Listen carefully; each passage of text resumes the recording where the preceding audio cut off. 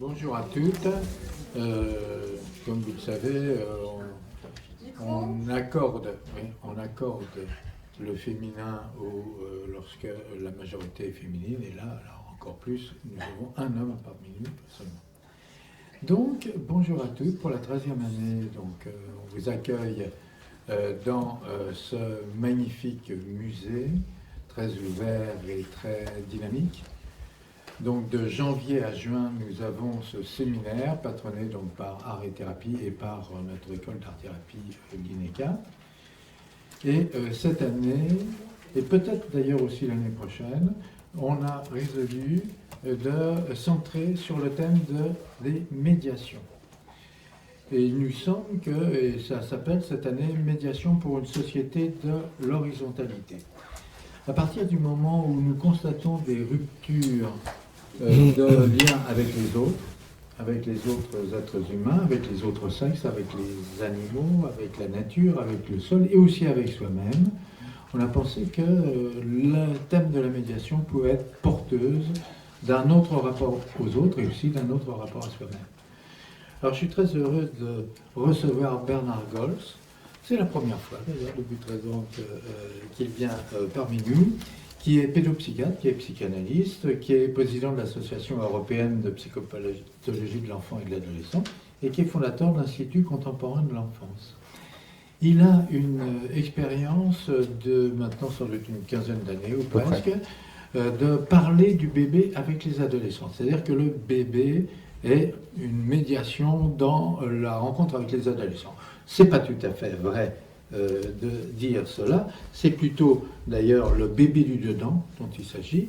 C'est comme une invocation du bébé du dedans, mais dire l'invocation, c'est comme si on faisait revenir véritablement le bébé passé, mais on sait que se raconter sa propre histoire, ce que nous, à l'INECAT, nous travaillons sous le terme de légende, se raconter sa propre légende, vous savez bien que c'est à reconstituer à chaque fois que notre peut-être soi-disant mémoire reconstitue complètement l'histoire qu'on se raconte de soi-même. Et alors ce qui est tout à fait intéressant dans cette dynamique de l'après-coup dont il va certainement parler, ce qui est tout à fait intéressant, c'est de voir en quoi il y a des analogies de fonctionnement psychique entre le bébé et l'adolescent, et comment est-ce que, bonjour, comment est-ce que l'on peut arriver à contacter justement son bébé du dedans et aussi le bébé du dedans que l'on se raconte qu'on a été ou qu'on n'a pas été ou qu'on aurait pu être ou qu'on a craint d'être. Comment est-ce que c'est au cœur même éventuel de la problématique de adolescent qui est coincé entre ce qu'il veut être, c'est-à-dire sujet de lui-même, et aussi face à un actant sur lequel il ne peut pas grand-chose, qui est son corps qui est en train de se transformer. Donc là, comment est-ce que parler du bébé, comment est-ce qu'il y a une possibilité de se construire et de se reconstruire, de se raconter, mais aussi de se re-raconter à travers justement l'évolution de l'adolescent dont Bernard va nous parler. Comment est-ce que l'adolescent se construit à partir d'un certain moment, mais très vite, je crois, 6 mois ou quelque chose comme ça, dans son rapport aux autres, comment il passe de l'être je suis, mais même peut-être que dans le ventre de sa mère, c'est l'être, mais il y a peut-être un début d'interaction, on ne sait pas. En tout cas, à un certain moment, il est évidemment en interaction avec non seulement les objets qu'on lui présente, mais aussi sa mère comme objet, et peut-être lui-même comme objet pour lui-même. C'est très tôt, dès la première année. Donc, comment est-ce que d'en parler et d'évoquer ça avec les adolescents les aide à se reconstruire, à convoquer, à reconvoquer, se raconter actuellement dans les crises qu'ils traversent leur propre légende d'eux-mêmes, et en particulier en rapport avec le bébé qu'ils ont été ou qu'ils imaginent avoir été. C'est à peu près une bonne... C'est remarquable, il m'a déjà entendu une fois aussi. Oui, oui. Mais je l'ai lu aussi. Je l'ai lu. Et d'ailleurs, à la fin, t'as pas apporté le bouquin? Non. Ah, bon. Voilà. Donc, c'est à toi. Et donc, il y a une petite demi-heure à la fin pour pouvoir échanger. C'est jusqu'à 4h30, c'est ça, Non, c'est... oui, mais on dit 4 heures, 4 heures, c'est ça. avec une demi-heure de discussion. Bon, eh ben, merci beaucoup Jean-Pierre de ta confiance et de ton amitié et de cette invitation. Ça me fait très plaisir. C'est un lieu superbe. Et vraiment, donc, j'ai accepté sans aucun problème. Et tout à l'heure, Jean-Pierre se disait, mais est-ce qu'il va venir? C'était vraiment ne pas me faire confiance suffisamment. Hein. Bien entendu que j'allais venir, je suis là et très heureux d'être là. Voilà, alors, c'est vrai qu'on va parler de la problématique bébé-ado, bien sûr. Je vais en dire un petit mot tout à l'heure. Tu as dit que j'étais pédopsychiatre et psychanalyste, mais comme il va être très question des liens, tu en as déjà parlé, puis c'est au cœur de votre argument, là, je voudrais dire quand même que dans mon trajet professionnel, c'est vrai que la question du lien est tout à fait centrale pour moi. C'est peut-être pas une obsession, mais enfin c'est vraiment central. Et je m'aperçois que les 3 grands domaines dans lesquels je me suis le plus investi, c'est la question du bébé, la question de l'autisme et la question de l'adoption. Voilà, alors on pourrait dire que ce sont 3 domaines distincts, mais sans jeu de mots aucun, ce qui fait le lien entre les 3 domaines, c'est le lien, justement. Donc c'est vraiment quelque chose qui est au centre de mes réflexions, de ma pratique, parce que se représenter le développement précoce, le développement du tout petit, pour moi, c'est en grande partie se représenter, enfin étudier, travailler sur la manière dont le bébé met en place ses premiers liens et comment il va se les représenter psychiquement, progressivement. L'autisme, les troubles du spectre autistique, comme on dit aujourd'hui, sont des situations diverses, mais enfin généralement très douloureuses, dans lesquelles les enfants échouent totalement ou partiellement à mettre en place ces fameux liens. Et l'adoption, à laquelle je me suis intéressé parce que j'ai été en grande partie formé par Michel Soulet, qui en France était l'un des premiers, avec Janine Noël, à réfléchir aux enjeux psychologiques et psychopathologiques de l'adoption. Eh bien, l'adoption, c'est une situation un petit peu exemplaire, on pourrait dire paradigmatique, où on peut étudier comment un bébé, un enfant, va mettre en place ses liens avec des adultes qui ne l'ont pas fabriqué, mais qui vont se positionner pour lui la vie durant comme ses parents. Voilà, donc le lien est transversal dans ces 3 problématiques, bébé, autisme, adoption, et c'est pour moi vraiment un thème tout à fait central. Je répète souvent dans les cours que je peux faire aux étudiants que l'absence de lien n'est pas la liberté. On pourrait d'ailleurs faire un mauvais jeu de mots étymologique de dire que l'absence de lien, c'est la, privatif, liénation. La liberté, c'est qu'est-ce qu'on fait des liens de manière créative, ça rejoint un peu le thème de votre séminaire, la créativité. Winnicott disait la santé mentale, c'est pas l'absence de symptômes. La santé mentale, c'est qu'est-ce qu'on fait de nos symptômes, de nos parties les plus bizarres, comment on peut les utiliser pour une créativité personnelle. Je crois qu'on peut dire la même chose des liens. L'absence de lien n'est pas la liberté, je le redis. La liberté, c'est la possibilité de créativité d'un espace personnel, mais à partir, bien sûr, de liens fondamentaux et fondateurs. Alors, tu disais tout à l'heure que j'avais fondé l'Institut contemporain de l'enfance. C'est vrai, ça fait un peu plus d'1 an maintenant. C'est pourquoi aussi ma venue ici me touche plus particulièrement. C'est un espace que j'ai conçu un peu comme pour penser le soin psychique. Les Anglais disent to care, to cure, pardon, C-U-R-E, et le prendre soin psychique, le to care justement, des bébés, des enfants et des adolescents, pour essayer que le soin psychique ne soit pas réduit à des approches purement comportementales ou de reconditionnement.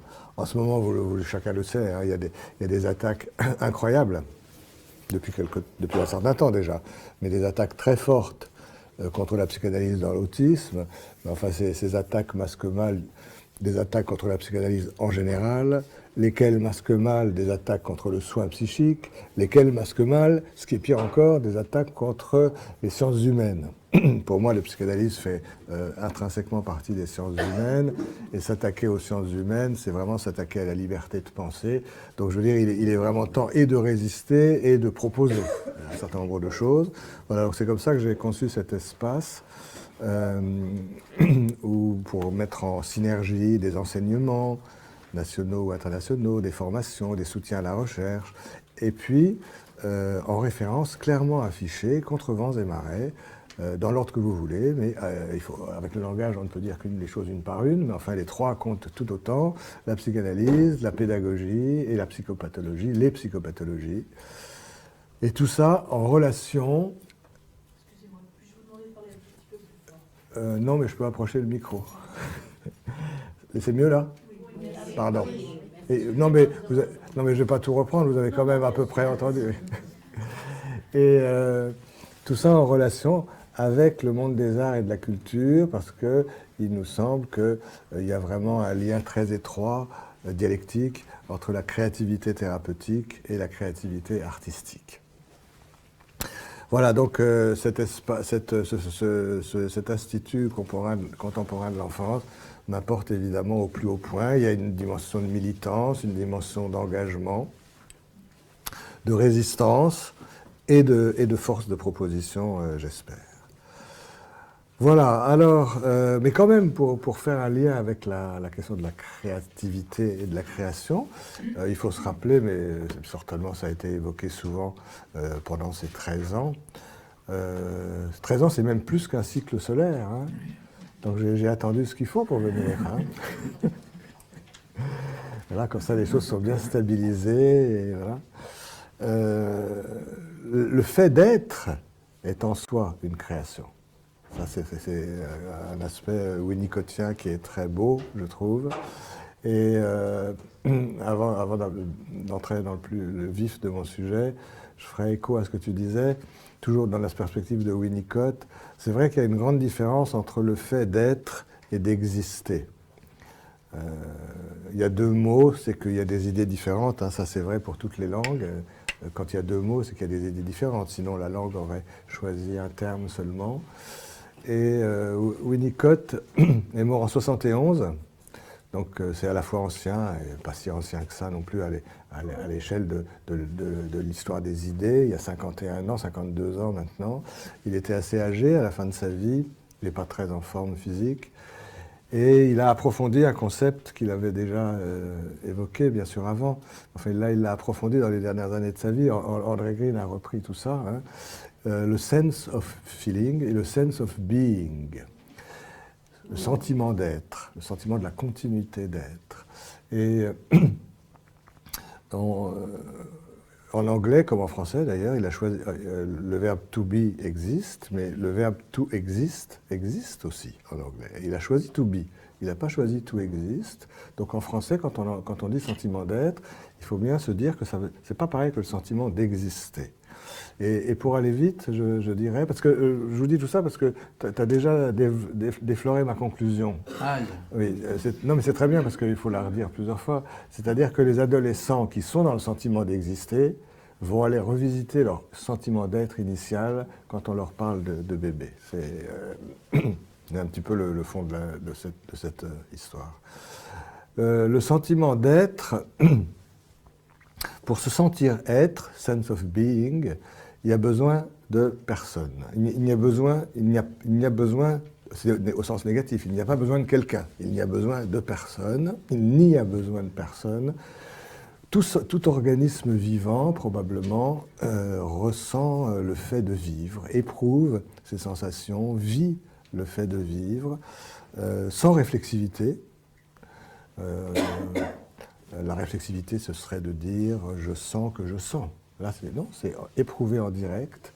On pourrait dire, si on veut opposer le physis et le logos, on est dans le physis, là. Hein, c'est le sensoriel, en direct. Là, il y a besoin de personne, et le fœtus, probablement, comme tout organisme vivant, se sent être.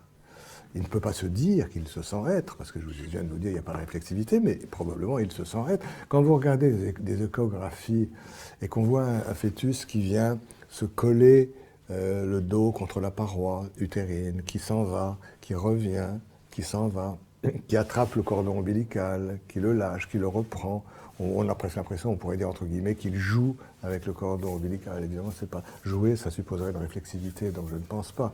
Mais enfin, il explore, qui met ses doigts dans sa bouche. Il y a eu des photos à sensation qui montraient des fœtus qui sucent leur pouce ou leurs doigts.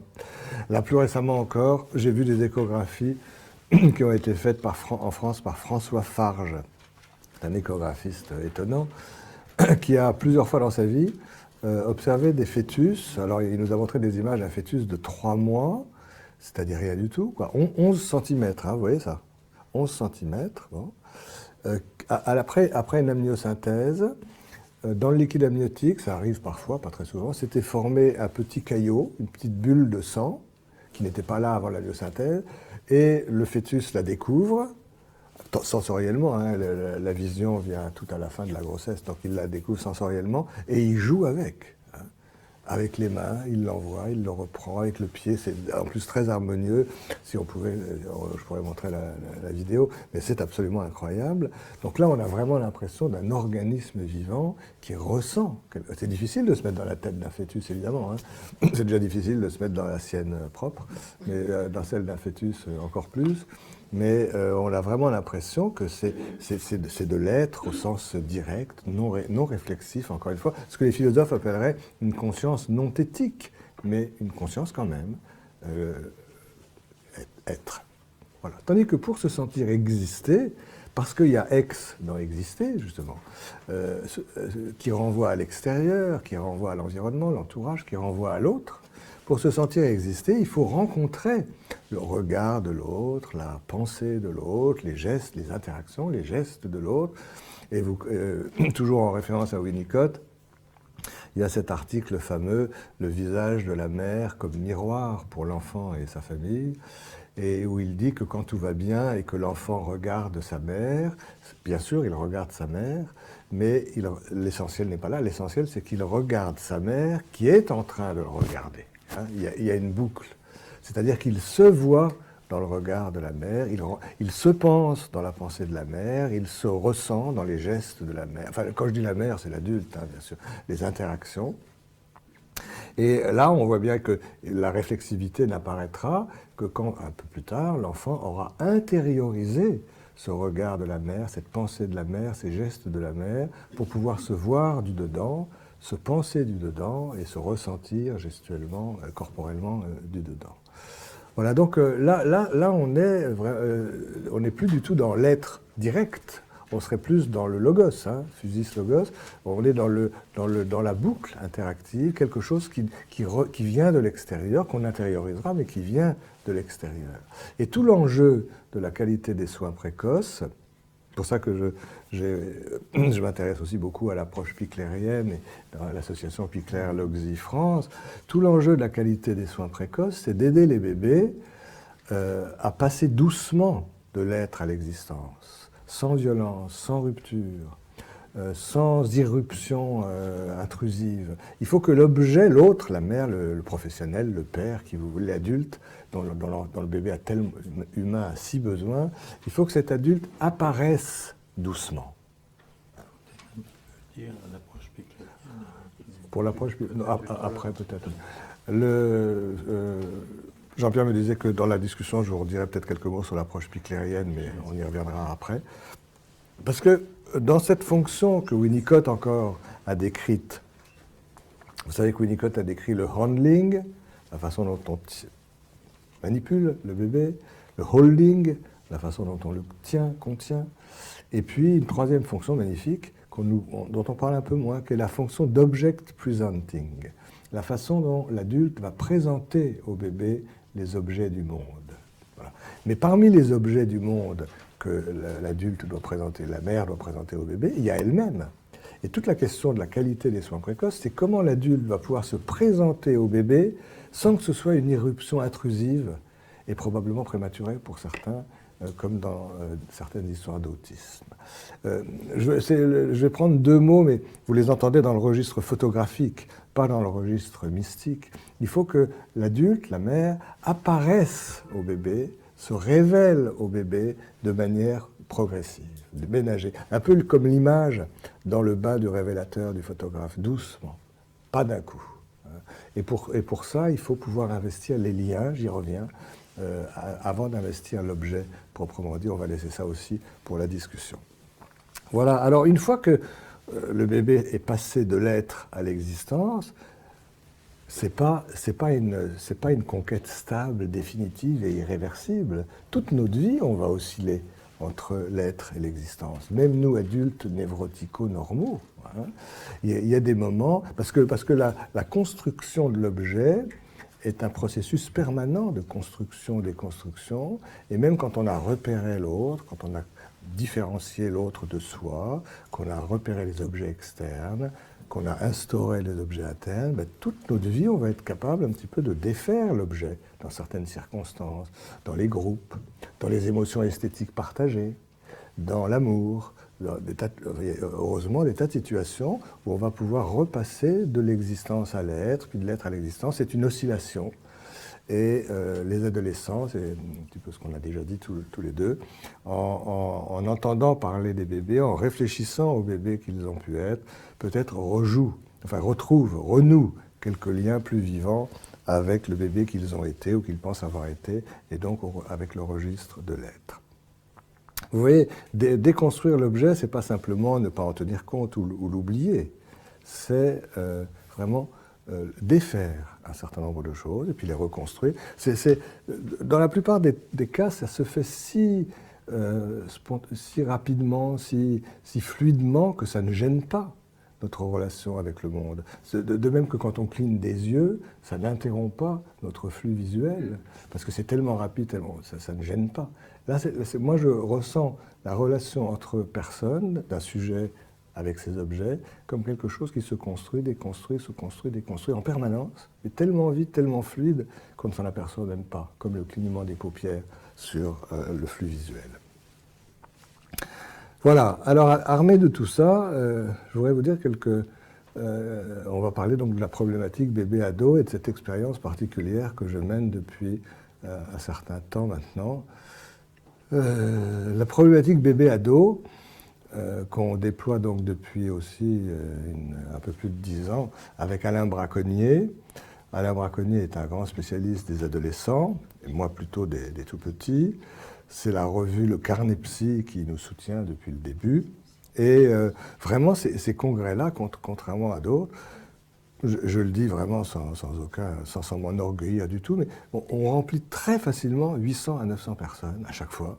Parce qu'il y a vraiment probablement quelque chose dans ce rapprochement entre les bébés et les ados qui parle aux cliniciens qui viennent là. Comme si le bébé nous avait... Les études sur le bébé sont plus récentes que les études sur les adolescents. On pourrait dire que la psychologie du développement précoce, la psychopathologie précoce, la psychiatrie du bébé est âgée de 30 à 40 ans à peine. Hein. Donc à l'échelle de l'histoire des idées, c'est rien du tout. La psychiatrie générale, la psychiatrie de l'adolescence sont plus anciennes. Et on a l'impression que le bébé nous permet aujourd'hui de revisiter quelque chose de la période adolescente. Voilà, donc les gens sont intéressés, ils viennent, et chaque congrès est sur un thème particulier. J'en profite pour faire un peu de pub, quand même si ça se remplit tout seul, on peut faire un petit peu de pub. Le prochain congrès, c'est tous les 2 ans, est en novembre prochain, sur un très joli thème, je crois, qui s'appelle « L'ombre du moi ». L'ombre du moi. Alors, Jean-Pierre avait raison, les bébés ne sont pas seulement des futurs adolescents, les adolescents ne sont pas seulement d'anciens bébés, parce que dit comme ça n'aurait aucun intérêt, et ce qu'il faut voir, c'est la dynamique justement de l'après-coup qui se joue entre ces 2 périodes de la vie, mais ça je vais y revenir. Voilà, alors l'expérience dont je vais vous parler, c'est vrai que c'est une à la fois on peut entendre que le bébé, la thématique du bébé peut être une médiation entre nous et les adolescents, mais moi ce qui m'intéresse le plus, c'est que le bébé est un médiateur entre l'adolescent et le bébé qu'il a été. Voilà. Mais ces deux aspects de médiation coexistent évidemment. Voilà, donc cette expérience, je la mène chaque année depuis maintenant 13 ou 14 ans, oui, à Romilly-sur-Seine. Et bon, je trouve, enfin moi je ne sais pas comment vous le dire sans, je crois que c'est une des plus belles choses que j'ai faites de ma vie. Voilà. Parce que c'est un peu magique. Vous allez voir. Parce que je le ressens à la fois comme ce qu'on vient de dire, des médiations, mais aussi comme des moments émotionnels et informatifs très, très intéressants entre moi et puis l'enseignante qui est en jeu, je vais vous en parler, avec les adolescents d'une classe. Et puis je crois qu'ils n'accueilleront pas leurs propres enfants, s'ils en ont un jour, qu'ils n'accueilleront pas leurs propres enfants exactement de la même manière que si ça n'avait pas eu lieu. Et je pense que ça les aide aussi à respecter la vie psychique sous toutes ses formes, et en particulier la vie psychique préverbale des enfants. Et en même temps, c'est un éloge de la non-violence. Voilà, donc c'est une goutte d'eau dans la mer, hein, parce que chaque année, ça ne touche que 30 ou 40 adolescents. Mais j'ai vraiment l'impression là de faire quelque chose qui sert à quelque chose. Bon, il n'y a peut-être pas que ça dans ma vie qui sert à quelque chose, mais enfin, là, ça surtout. Voilà, donc un jour, comment ça a commencé? À Necker, je m'occupais d'une unité enfin, dans le service, il y avait une unité d'observation, d'accueil, d'observation, d'évaluation des très jeunes enfants, pas des bébés peut-être au sens strict, mais enfin 2, 3, 4 ans. Et une petite unité de quelques 6 ou 7 places. Et de temps en temps, pas très souvent à vrai dire, mais quand même de temps en temps, on accueillait, des services de pédiatrie nous disaient, mais est-ce que vous pourriez aussi faire l'évaluation d'un enfant de 10 ans, 12 ans vous direz à Maurice Corcos que peut-être il peut faire l'inverse et accueillir des bébés chez lui. Hein? Il verra la même chose que ce que j'ai vu, c'est-à-dire que les adolescents, alors évidemment on n'accueillait pas n'importe quel adolescent parce qu'il y avait 5 ou 6 bébés, 5 ou 6 tout petits, il faut faire attention. C'était surtout des adolescents, enfin pas trop explosés ou destructeurs, plutôt dépressifs ou disharmoniques. Bon. Mais en tout cas, chaque fois qu'on a eu pendant quelques jours une coexistence, c'était des unités de jour, hein, les personnes ne dormaient là, mais pendant la journée, chaque fois qu'on a eu l'occasion de faire cohabiter pendant la journée des pré-ados avec des tout-petits, on a été absolument saisis de voir l'intérêt que les adolescents portaient aux tout-petits autour d'eux. Vraiment, ils étaient vraiment fascinés, ils regardaient ces enfants, ces tout-petits. On avait vraiment l'impression qu'en regardant ces enfants, ces tout-petits de chair et d'os autour d'eux, il y a quelque chose qui se remettait en route concernant la représentation qu'ils avaient du tout-petit, qu'ils avaient eux-mêmes été quelques années auparavant. Donc une grande sensibilité, on pourrait dire, et une grande réceptivité des adolescents ou des préadolescents aux tout petits. Et de ce fait, j'avais eu à ce moment-là l'idée de dire, mais si on allait parler des bébés aux adolescents, certainement on pourrait les intéresser, ils sont sensibles à ça, on pourrait les intéresser, puis travailler un petit peu avec eux l'idée des enfants qu'ils auront peut-être un jour, c'est-à-dire faire une espèce de soutien très en amont de leur future parentalité. Ils n'auront pas tous des enfants, mais ceux qui en auront, ça pourrait être intéressant pour eux. Voilà, puis de temps en temps, je racontais ça dans des séminaires ou des congrès ou des colloques. Et puis un jour, dans je ne sais plus quel colloque, après avoir redit ça, je vois une personne, une jeune femme, je dis toujours parce que c'est vrai, petite mais tonique, qui prend la parole au moment des questions et qui me dit « Écoutez, Monsieur Gols, je vous ai déjà entendu évoquer cette idée d'aller parler des bébés aux adolescents, ça paraît très intéressant, mais est-ce que vous l'avez fait déjà ?» Je lui dis « Non, mais j'y pense. » Alors elle dit qu'à cela ne tienne, venez dans ma classe, moi je suis enseignante d'histoire-géographie dans un lycée, à Romilly-sur-Seine, comme je vous disais tout à l'heure. Et si vous voulez, on peut organiser les choses. Et vous pourrez venir parler des bébés aux adolescents. Alors je me dis, ben, il fallait que je l'apprenne aux mots.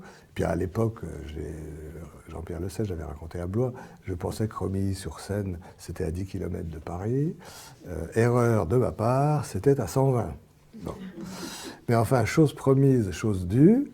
Donc, depuis 12 ans, je vais chaque année, bientôt là, au printemps, à Romilly-sur-Seine, 2 fois, à 15 jours ou 3 semaines d'intervalle, soit dans une classe de seconde, soit dans une classe de première.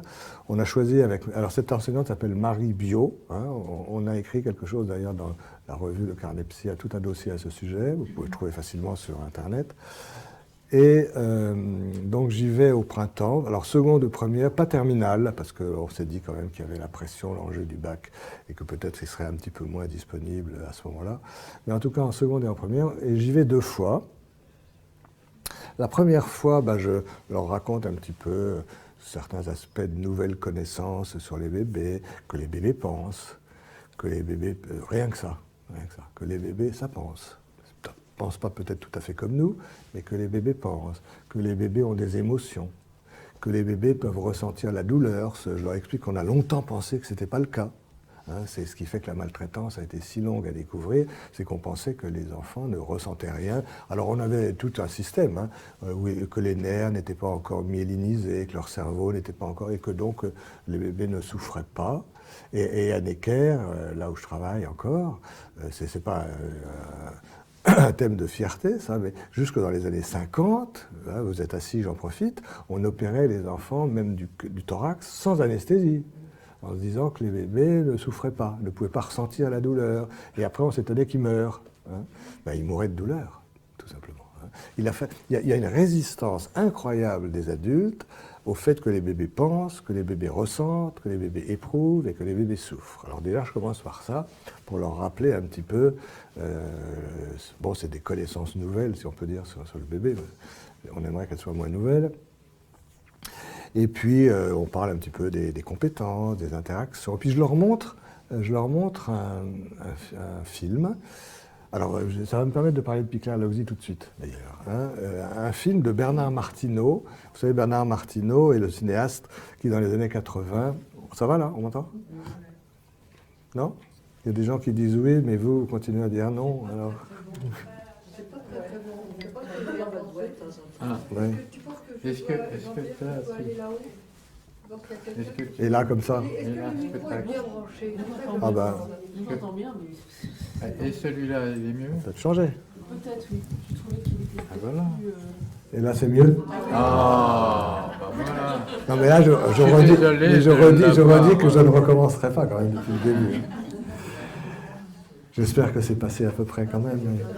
Bon. Et Bernard Martineau, donc, est un ami, mais un cinéaste contemporain. C'est lui qui a fait dans les années 80 cette série qui a eu beaucoup de succès à la télévision, Le bébé est une personne, qui a vraiment changé le regard que les professionnels pouvaient porter sur le bébé, puisque jusque-là, les professionnels parlaient beaucoup du nourrisson. Le mot existe toujours, on ne va pas chasser les mots, mais le nourrisson et le bébé, c'est pas pareil. Un nourrisson, c'est très centré sur la nourriture, les ingestions, l'hygiène alimentaire, la diététique, les excrétions. Enfin, c'était une vision assez passive et réductrice du tout petit. Je crois que les parents savaient très bien que leur bébé n'était pas réductible à un tube digestif. Mais enfin, les professionnels parlaient beaucoup du nourrisson, de la puériculture, de l'hygiène, etc. Et après, le bébé est une personne. Il y a vraiment eu un changement radical dans la vision du bébé par les professionnels. Voilà. Et Bernard Martineau s'est pris de passion ensuite pour une expérience hongroise, alors là, je vais dire quelques mots si tu veux, de l'Institut Picler-Logzi.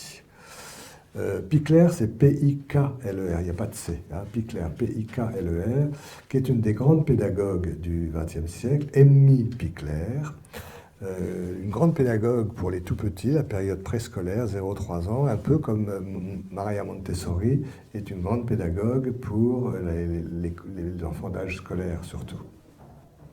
Elles se sont d'ailleurs croisées une fois dans la vie, mais très peu. Voilà, Emmy Picler était pédiatre à l'origine, à Budapest, Et avant la guerre, elle allait dans les familles essayer de transmettre aux parents des intuitions qu'elle avait sur la manière de s'occuper des tout-petits. Des intuitions vraiment, puisqu'à l'époque, ce n'était pas fondé sur des recherches à proprement parler. Elle était très pionnière, elle était déjà pionnière parce qu'elle était médecin en tant que femme, ça ne devait pas être très courant à l'époque, pédiatre, très pionnière aussi dans ses idées, justement, et les grands fondamentaux, les grandes valeurs qu'elle essayait de transmettre aux parents de l'époque, avant la guerre, avant la Deuxième Guerre mondiale, c'était qu'elle plaidait pour de donner à l'enfant une liberté de mouvement physique, c'est-à-dire de faire en sorte qu'il ait quand même un espace où il puisse se mouvoir de manière assez fluide et libre, ce qui sous-entendait également des vêtements pas trop serrés, et tout ça, pour qu'il puisse avoir sa liberté de mouvement.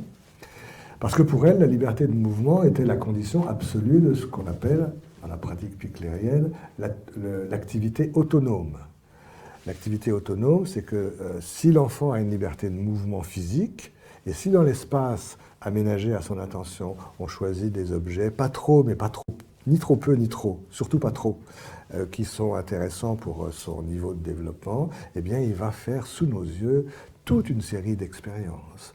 Regarder la couleur d'un objet, d'un autre, les rapprocher, les sous-peser, faire du bruit par terre, les sentir, les goûter, les explorer sensoriellement par toutes les coutures. Hein. Et ce qu'il ne peut pas faire s'il n'a pas d'activité, de liberté motrice suffisante. Et d'ailleurs, l'idée, pour Amy Pickler, cette idée était très importante parce que pour elle, la liberté de mouvement physique était en quelque sorte la condition, le précurseur de la liberté de mouvement psychique,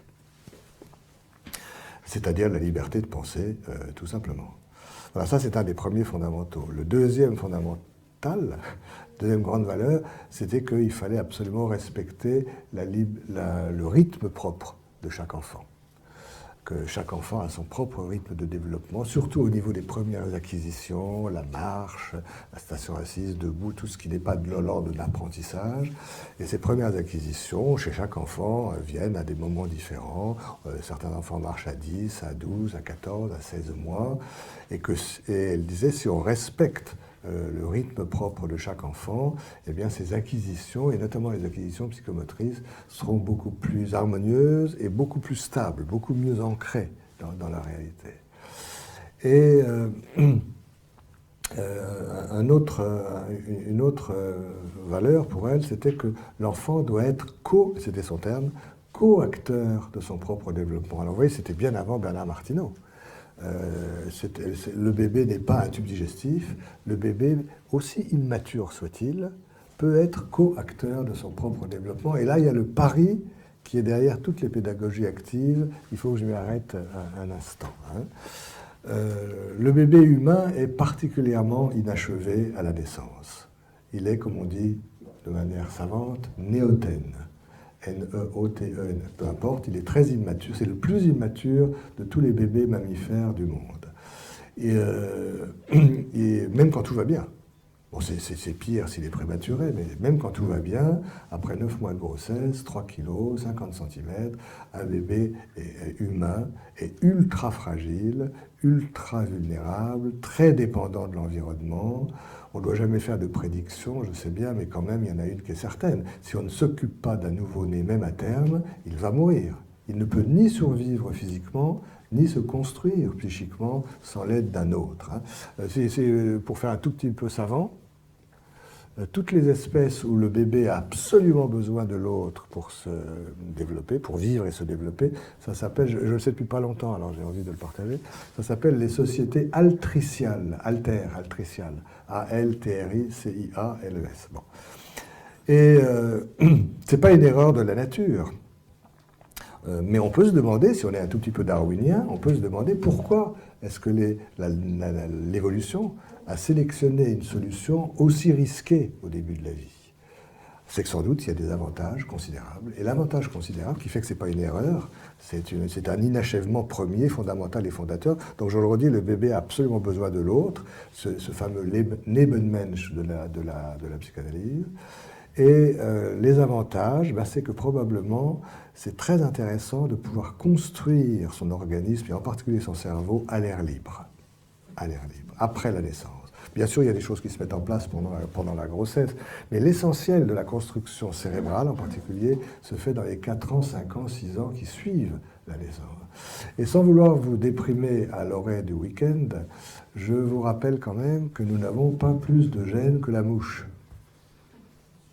35 à 40 000 gènes.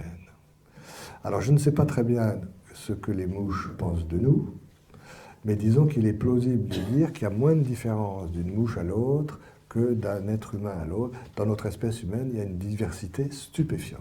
Même les vrais jumeaux ne se ressemblent pas complètement, et même les clones, s'il y en a un jour, ne se ressembleront pas complètement, parce que cet inachèvement premier, cette néoténie, laisse une très grande place à ce qu'on appelle l'épigénèse, c'est-à-dire l'influence de l'environnement sur l'expression de nos gènes. Et quand je dis l'influence de l'environnement, c'est l'environnement dans toutes ses composantes. Vous verrez tout à l'heure une question qu'on m'a posée à Romilly-sur-Seine, c'est-à-dire l'environnement relationnel, évidemment, la rencontre avec l'autre, familial, social, culturel, politique peut-être, etc., etc. L'environnement biologique, écologique, alimentaire, l'environnement dans toutes ses composantes. On sait aujourd'hui que l'environnement ne change pas les gènes qu'on a, mais peut avoir un rôle, peut influencer le fonctionnement de certains gènes, activer certains gènes, inhiber certains gènes. Bon. Donc finalement, vous voyez, l'idée, c'est néoténie de départ, donc très grande place laissée à l'épigénèse, le cerveau se construisant jusqu'à 4 ans, 5 ans, 6 ans, et on pense même qu'il y a encore des remaniements cérébraux très importants à l'adolescence. Bon, la grossesse ne peut pas durer 15 ans, hein, ça bien sûr. Donc très grande diversité, et il faut redire sans cesse que la diversité n'est pas un obstacle, hein, surtout dans les périodes politiques, il faut insister là-dessus.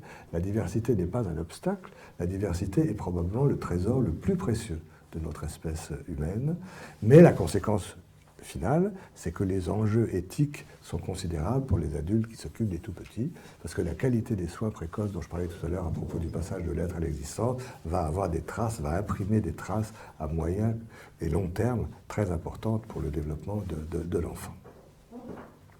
Voilà, alors Amy Pichler donc essayait de raconter tout ça aux parents qu'elle allait voir en famille, dans les familles. Et puis, à la fin de la guerre, donc Budapest, comme d'autres capitales européennes, était en ruine, évidemment, et elle a été bouleversée, alors peut-être en tant que pédiatre, peut-être en tant que médecin, peut-être en tant que femme, en tant qu'être humain, tout simplement.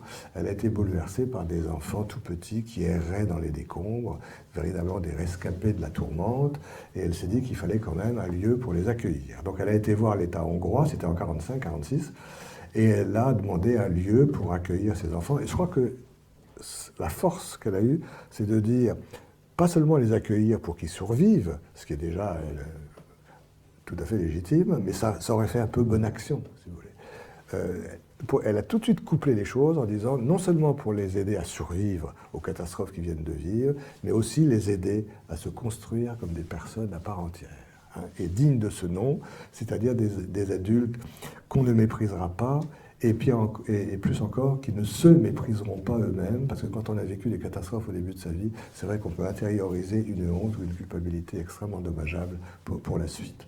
Voilà, et l'État lui a fourni une villa qui existe toujours, dans une rue de Budapest qui s'appelle la rue Logzi, c'est L-O-C-Z-Y, où elle a fondé cette pouponnière qui a continué jusqu'en 2011. Après, l'État hongrois a préféré les familles d'accueil aux pouponnières, mais ce lieu existe toujours. C'est un lieu de formation nationale et internationale pour les professionnels de la petite enfance. J'y ai été souvent, enfin on a tous été souvent, et il y a des crèches, il y a des consultations, il y a des groupes parents-enfants, enfin il y a toute une activité de formation des professionnels de la petite enfance. Et on appelle ça l'Institut Pichler-Logzi, et c'est intéressant parce que Pichler, ça renvoie à la fondatrice et à son expérience de pédiatre en famille avant la guerre, et Logzi, ça renvoie à cette expérience collective qu'elle a cherché à mettre en place, où elle a montré, dès 1946, alors qu'en France, et dans d'autres pays, on s'occupait encore des bébés dans les pouponnières, enfin comme des choses, comme des paquets qu'on manipulait comme ça. Et elle a montré qu'on peut se développer tout à fait bien dans une pouponnière, dans une collectivité, si la collectivité s'en donne les moyens et réfléchit vraiment à la nature des besoins fondamentaux des enfants.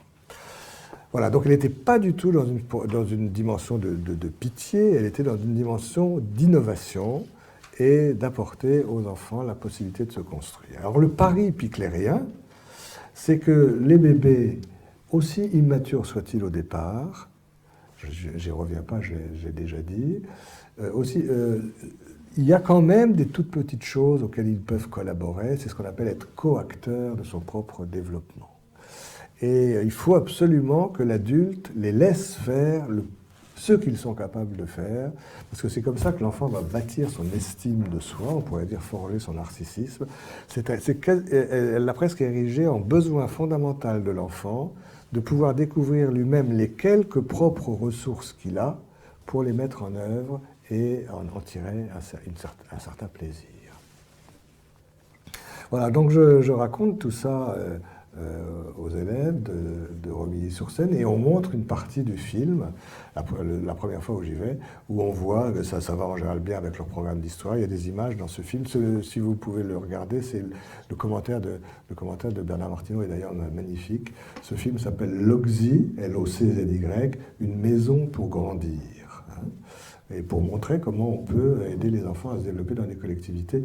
Il y a des commentaires magnifiques, et, notamment un où il dit, il a été fait en 1990, ce film à peu près, et il dit, ce siècle, donc le 20e, malheureusement j'ai l'impression que c'est pas fini, mais enfin, dans ce siècle qui nous aura tout appris des diverses manières de détruire l'individu, nous aura aussi montré qu'il y a des lieux comme Loczy où on peut les aider à se construire.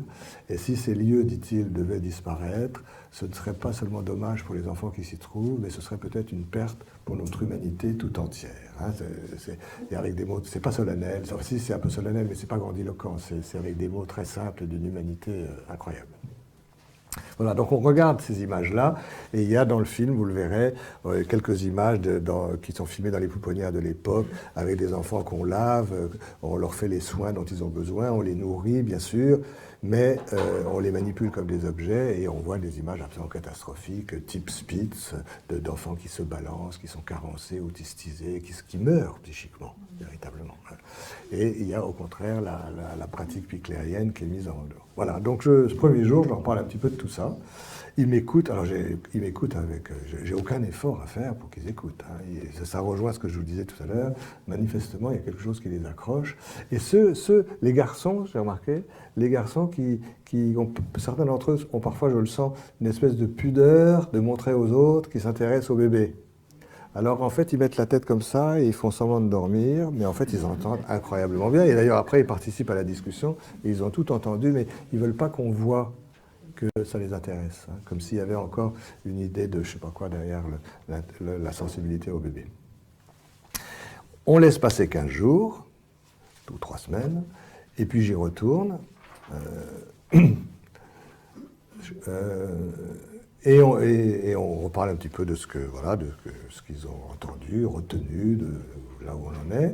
Certains parlent des histoires qui ont pu leur arriver dans leur famille, les bébés, les petits. Bon. Et puis je leur montre une deuxième partie du film, là je m'approche vraiment de la thématique bébé-ado, où on voit un enfant qui a été élevé dans cette pouponnière, un enfant hongrois, qui a été élevé dans cette pouponnière jusqu'à l'âge de 3-4 ans, je crois, et puis qui, à 17-18 ans, revient sur les lieux pour voir là où il a vécu.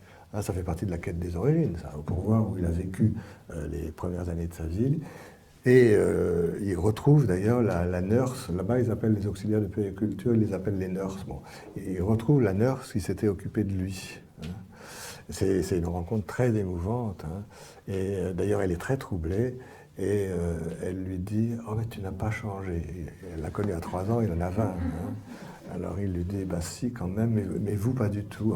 Il y a quelque chose d'incroyable dans ces retrouvailles. Et il parle des souvenirs qu'il a, de ce que le fait d'être là lui procure comme sensation, impression. Enfin, c'est très, très émouvant. Alors là, on a vraiment sous nos yeux un jeune adulte, enfin disons un adolescent, qui revisite les lieux où il était bébé. Elle lui montre des photos d'ailleurs de quand il était tout petit avec elle. Elle lui parle un petit peu de ses caractéristiques psychologiques. C'est tout à fait magnifique. Et là encore, je vous assure, les adolescents de Romilly regardent ça scotchés. Voilà, et puis après on parle, on parle des différentes formes de vie psychique, la question de la non-violence, et toutes ces choses-là. Et je vous assure, quand je pars, j'ai vraiment l'impression qu'il s'est passé quelque chose. En général, ils me font un petit cadeau de départ. Une des dernières fois, ils m'avaient offert un biberon où chacun avait mis un petit message que j'ai lu quand je suis arrivé chez moi. Alors, il y avait différents messages. Merci d'être venu, c'était très important. Je ne savais pas que les bébés pensaient. Je ne savais pas que les bébés pouvaient ressentir la douleur. Vous êtes venu de loin, merci beaucoup. Il y avait même un petit billet, ça m'a fait rire, qui disait, c'était il y a 2 ans seulement, 2-3 ans, il me dit merci, merci, on vous souhaite un bel avenir. Bon, si j'avais été là-bas, si je l'avais lu là-bas, je leur aurais dit que bon, il y avait peut-être un peu moins d'avenir que de passé, pour moi, professionnellement parlant, mais enfin, bon. Manifestement, il se passe quelque chose. Hein, et comme je vous le redis, je crois vraiment que quelque chose les remet en lien avec eux, bébés, et si les bébés qu'ils furent, et si un jour ils ont des bébés, il y a quelque chose peut-être qui aura bougé par rapport à l'accueil qu'ils pourront donner à ces bébés qu'ils auront peut-être un jour. Et voilà, donc pour l'instant, je continue et j'ai envie de continuer. Voilà cette expérience. Dans cette classe, c'est il y a 2-3 ans aussi, ça, une jeune fille, je ne sais plus très bien quel âge elle avait, c'était en seconde, après avoir entendu un peu tout ça, après on discute, donc il y a des questions qui émergent, donc beaucoup sur l'adoption d'ailleurs. Et il faut dire que les enfants de l'Oxy, pour beaucoup d'entre eux, c'était de 0 à 6 ans, étaient confiés à l'adoption. Certains d'entre eux pouvaient retrouver leur famille, mais enfin, c'était plus rare. Et une jeune fille m'a posé une question, elle m'a dit, oui, mais maintenant que vous nous avez dit tout ça, qu'est-ce que vous pensez que ça fait à un bébé d'être élevé dans une dictature ? Alors je lui ai dit d'abord, pour gagner un petit peu de temps, que c'était une question magnifique, qu'on ne m'avait jamais posée, même dans les congrès les plus sophistiqués, qu'il fallait que j'y réfléchisse, qu'on n'avait pas d'études absolument contrôlées là-dessus. Et puis comme je voulais quand même lui répondre quelque chose, je lui ai dit, peut-être que dans une dictature, ce qu'on cherche, c'est que chaque personne ne pense qu'une seule chose sur chaque chose. Alors que dans la liberté de penser, c'est de pouvoir penser plusieurs choses, même contradictoires parfois, sur une même chose. Donc a priori, je ne pense pas que l'environnement dictature soit très favorable au développement des bébés. Et vous voyez, c'est donc comme quoi, ZEP ou pas ZEP, les adolescents se posent des questions à propos des bébés. Voilà. Alors, pourquoi parler des bébés aux adolescents ? Je terminerai sur certaines convergences de fonctionnement qui peuvent exister entre les deux, mais avant ça, je voudrais vous dire quelque chose. Qu'est-ce que ça veut dire repenser au bébé qu'on a été ? Parce que c'est ce que j'essaie de dire, alors, d'aider les adolescents à repenser au bébé qu'ils ont été. Eh bien, le bébé qu'on a été, c'est vague. Parce qu'il y a le bébé qu'on a été vraiment. Jean-Pierre l'a évoqué un petit peu tout à l'heure, cette différence que je vais faire maintenant, mais j'y reviens, c'est important. Le bébé qu'on a été vraiment, bon, c'est certain, il a existé, il laisse des traces en nous, mais des traces qui ne sont pas facilement accessibles, même à l'issue d'une analyse prolongée et approfondie, je veux dire, l'amnésie infantile, ça existe, tout ce qui est préverbal n'est pas si facile que ça à retrouver. Il y a de l'inconnu qui subsiste quoi qu'il arrive. Donc l'enfant qu'on a été, le bébé qu'on a été, c'est sûr qu'il imprègne notre façon de s'occuper des bébés. Dans nos gestes, bien sûr, mais c'est très difficile de le rendre, de le conscientiser complètement. Il y a le bébé qu'on aurait aimé être. Ça, c'est Le bébé merveilleux, le bébé idéal qu'on aurait aimé être, ça on peut en parler, chacun peut fantasmer un peu là-dessus. Il est intéressant, mais enfin il n'a pas une importance cruciale. La composante qui est la plus importante, c'est le bébé qu'on craint d'avoir été. Peut-être tout à fait à tort et de manière imaginaire et fantasmatique, mais chacun d'entre nous, pour des raisons diverses, on peut craindre certaines choses. Le masochisme humain est sans limite, hein, donc chacun peut avoir mille et mille idées là-dessus. On peut craindre d'avoir été un bébé mal désiré, pas désiré déjà, mal désiré, que ce soit vrai ou faux, hein. On ne sait pas toujours, c'est l'histoire de notre conception. On peut craindre d'avoir été un bébé donc non désiré, mal accueilli, mal aimé, gênant, disgracieux, décevant. Chacun d'entre nous, on peut penser avoir été un bébé décevant peut-être pour nos parents, etc., etc. La liste est sans fin. Et encore une fois, pour certains d'entre nous, ça peut être vrai, certains aspects de ce bébé redouté, mais parfois c'est purement imaginaire. Mais ce bébé qu'on craint d'avoir été est extrêmement intéressant parce que c'est lui qui nous motive souvent à s'occuper des bébés des autres. Hein. S'occuper des bébés des autres, on a chacun des raisons différentes. Les racines des vocations sont nombreuses et très variables d'un professionnel à l'autre. Mais assez souvent, on peut trouver ça, s'occuper des bébés des autres, qui est un métier difficile, pour essayer d'éviter aux bébés des autres de vivre ce que l'on imagine, à tort ou à raison, avoir vécu de négatif ou de douloureux soi-même. Hein. Voilà. Je le dis d'emblée, il n'y a pas de mauvaises racines de vocation. La question, c'est de les éclaircir un petit peu. Parce que si on reste trop envahi par ce bébé redouté, c'est difficile de s'occuper des bébés des autres. C'est comme si dans nos gestes et nos soins, on va leur raconter indéfiniment quelque chose qui nous concerne, et ça va faire écran, ça va faire obstacle à ce qui est notre travail, qui est non pas de leur raconter notre vie, mais d'écouter ce qu'eux ont à nous dire, ce qui n'est pas pareil quand même. Donc il faut, ça fait partie de la formation, pour s'occuper des bébés des autres, un aspect de la formation, c'est de pouvoir tranquilliser, apaiser un petit peu ce bébé que l'on craint, à tort ou à raison, d'avoir été soi-même. Ça, c'est très important dans le cadre de la formation. Hein, parce que ce bébé redouté, à la fois, il peut nous motiver à ce choix professionnel, et en même temps, il peut nous gêner. Donc, il y a quelque chose à alléger, à tranquilliser un petit peu. Ça ne veut pas dire forcément parler d'analyse 3 fois par semaine pendant 15 ans. Hein. Chacun fait comme il veut, mais il faut y penser.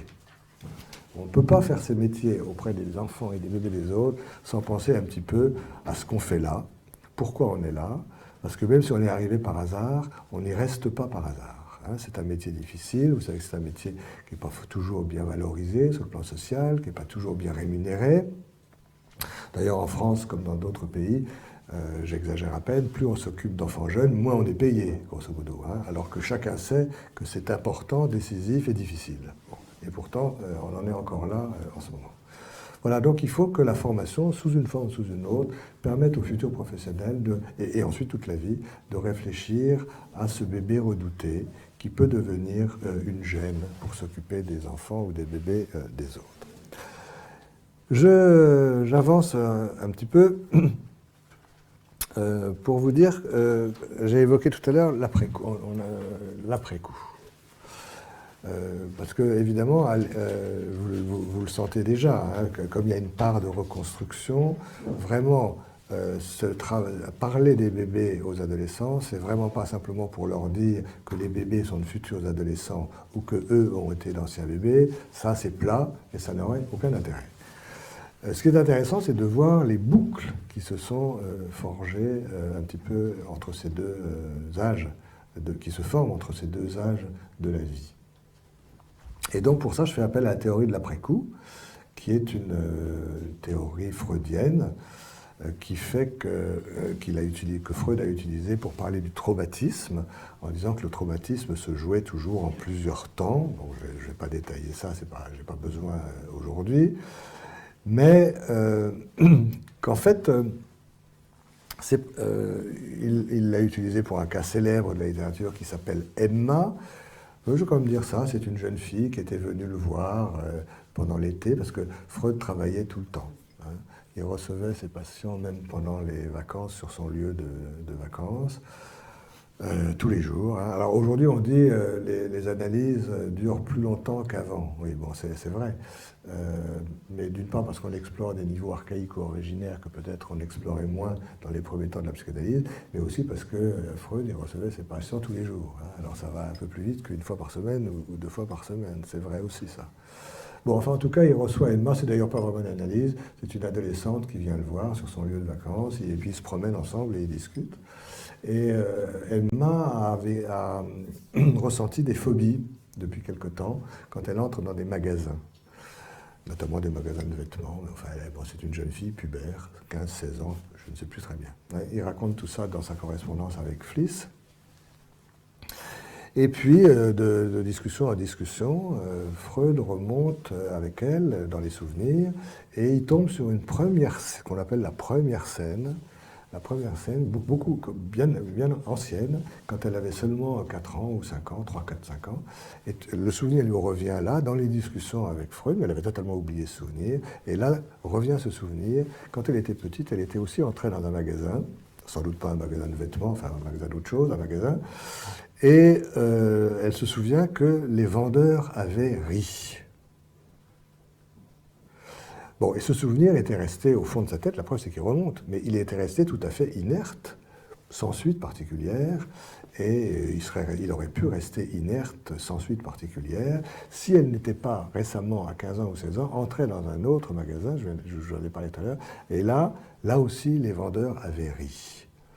Et ce qui fait le lien entre les deux scènes, c'est le rire des vendeurs. Dans le premier magasin quand elle a 4 ans, 10 ans, et dans le deuxième magasin quand elle a 15 ans ou 16 ans. Mais entre-temps, il y a eu la puberté, entre-temps, elle est devenue une femme, c'est-à-dire qu'entre-temps, elle est devenue désirable pour les hommes. Et le rire des vendeurs dans la deuxième scène, évidemment, est beaucoup plus sexualisé. Elle ressent que peut-être il rit d'elle en parlant d'elle, de ses formes, d'elle, en tant que femme, qu'objet de désir. Et cette scène, la deuxième scène, lui permet réactive le souvenir de la première scène, qui était restée totalement inerte, et probablement le resexualise aussi. Et à ce moment-là, cette première scène, dont Emma n'entendait plus parler, redevient pathogène à partir du dedans. Ça veut dire que la première scène toute seule n'aurait pas pu organiser de phobie, la deuxième scène toute seule non plus, mais c'est la réverbération entre les deux qui fait naître un symptôme de type névrotique. Voilà, alors dans cet exemple, Jean Laplanche, un psychanalyste français évidemment très célèbre, a repris cette question et a dit il faut vraiment que la théorie de l'après-coup, on puisse la lire dans les deux sens. C'est-à-dire que ce qui nous est arrivé dans notre passé, la première scène d'Emma à 4 ans, peut-être a une influence sur ce qu'on devient après, mais ce qu'on est devenu après a une influence rétroactive sur des souvenirs qui étaient enfouis de manière neutre et qui peuvent être retransformés, remaniés, réécrits autrement. Jean Laplanche nous invite donc à une lecture à double sens de la théorie de l'après-coup, du passé vers le présent, mais aussi du présent vers le passé. Et pour illustrer ça, il se servait, Jean Laplanche est mort il y a quelques années, il se servait d'une histoire qui est très illustrative, qui est la suivante. Il paraît que c'est une histoire que Freud avait entendue et qu'il aimait bien. L'histoire d'un homme qui se promène à Vienne, où on peut imaginer, au XIXe siècle, les parcs à Vienne, etc. Un homme dont on ne connaît pas l'âge, on sait simplement que cet homme aime les femmes. Et il se promène, et puis au détour d'une allée, il tombe sur une scène qui l'immobilise, d'une jeune femme qui est en train d'allaiter son bébé. Et tout d'un coup, ça l'arrête dans sa promenade. Il est absolument happé par cette image, un peu paralysé, un peu figé. En termes psychanalytiques, on pourrait dire qu'il est un peu médusé, tête de méduse, envie, terreur. Bon. Mais en termes plus actuels, adolescents, il est scotché. Et puis pendant qu'il regarde cette scène, on ne sait pas d'ailleurs si la jeune femme est la nourrice ou la mère, ça ne change rien du tout à l'histoire, lui vient cette idée très nostalgique, un peu la suivante, « Ah là là, si j'avais su quand j'étais bébé, écoutez-moi bien là, c'est essentiel, si j'avais su quand j'étais bébé que les seins des femmes étaient si jolis, certainement j'aurais tété autrement. » Alors en plus en français c'est génial, j'aurais été autrement.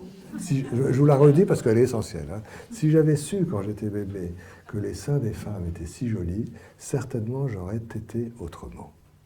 Ce qui veut dire que le bébé qu'il a été explique peut-être l'homme un peu amateur de femmes qu'il est devenu, mais l'homme amateur de femmes qu'il est devenu, vous voyez dans cet arrêt sur image, il est en train de retravailler, transformer, réécrire, je ne sais pas comment on peut dire, rétrodire les souvenirs de son histoire précoce. Ça, c'est de l'après-coup dans les deux sens, et c'est ça qu'il y a entre les bébés et les ados. Bien sûr, les bébés vont grandir et devenir des adolescents, mais un adolescent qui va bien, qui a une vie, une plasticité psychique suffisante, il peut en permanence, c'est ce que j'essaie de faire en allant là-bas avec Marie Bio, les adolescents qui vont bien peuvent en permanence retravailler leurs souvenirs d'enfance, réécrire quelque chose de leur histoire précoce de bébé, et ça change tout évidemment pour la suite.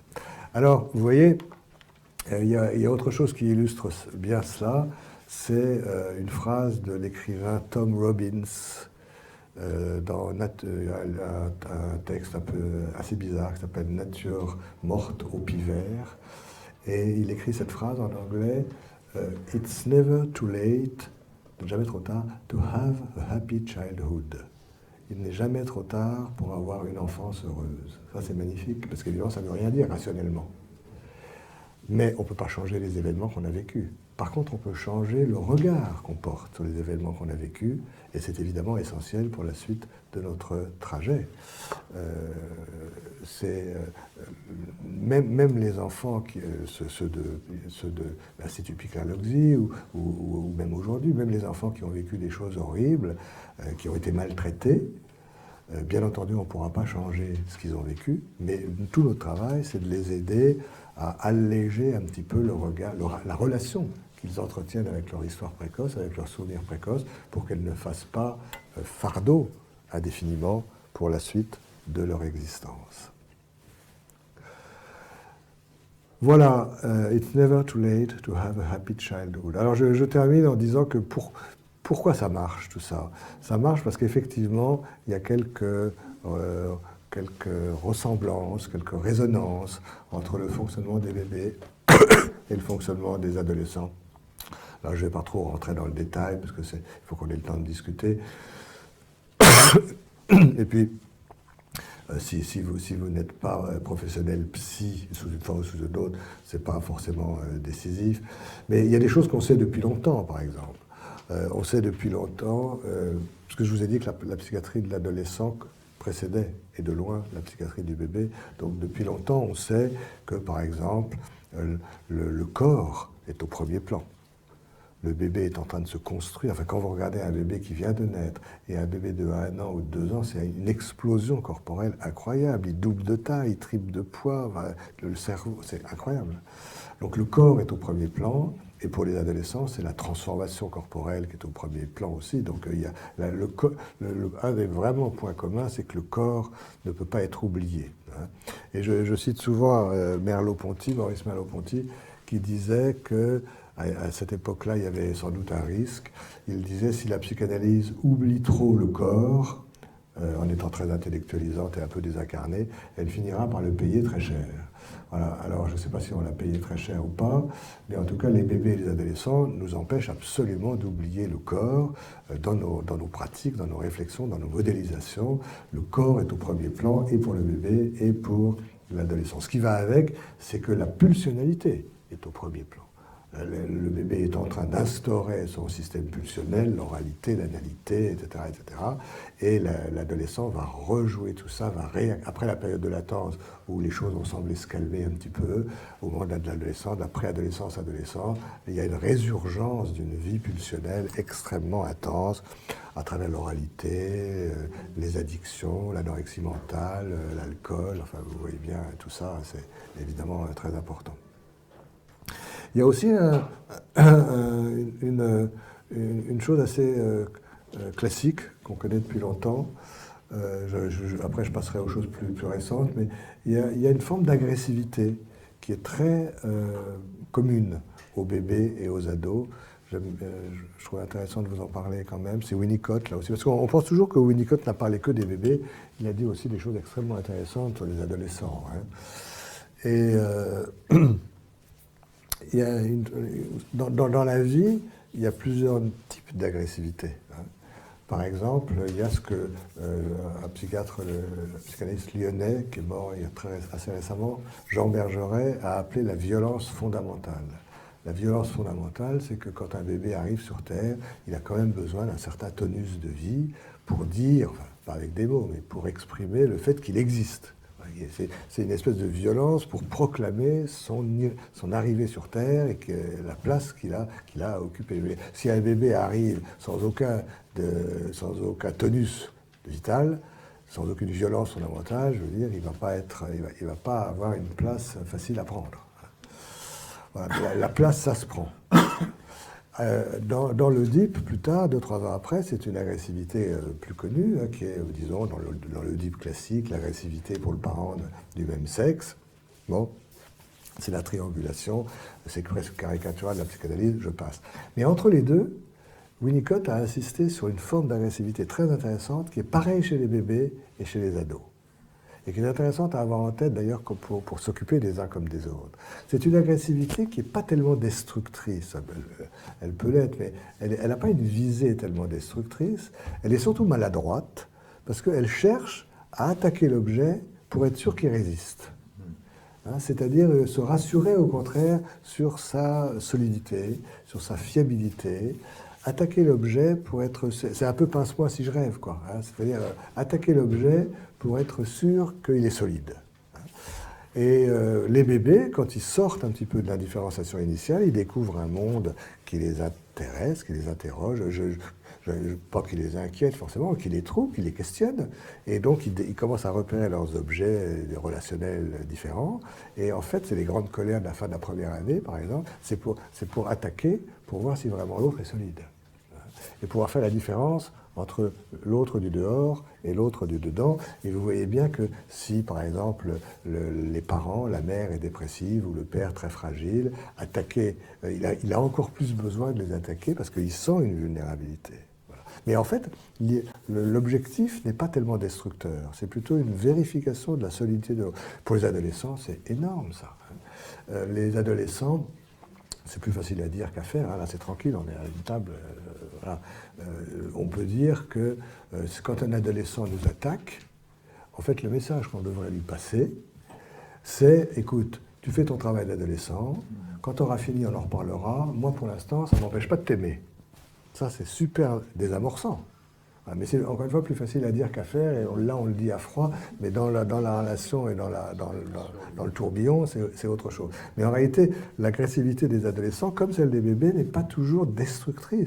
Elle cherche surtout à voir si l'autre survit. C'est ce que Winnicott a dit, la survie de l'objet, c'est-à-dire si l'objet a la force tranquille, cool, hein, comme on dit parfois dans d'autres circonstances. Voilà, mais ça c'est connu de longue date. Et donc je vais passer. Ce que le bébé nous a appris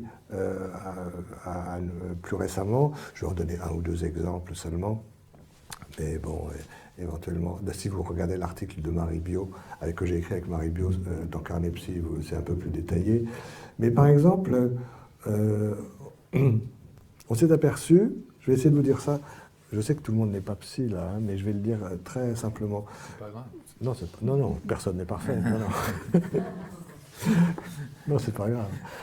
Bien sûr, c'est pas grave.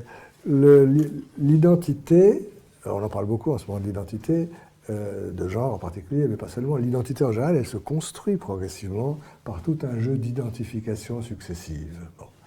Et en français, je vais me servir encore de la langue française, on a de la chance. Il y a ce qu'on appelle les identifications primaires et les identifications secondaires. Alors là, pour l'instant, j'ai rien dit. Bon.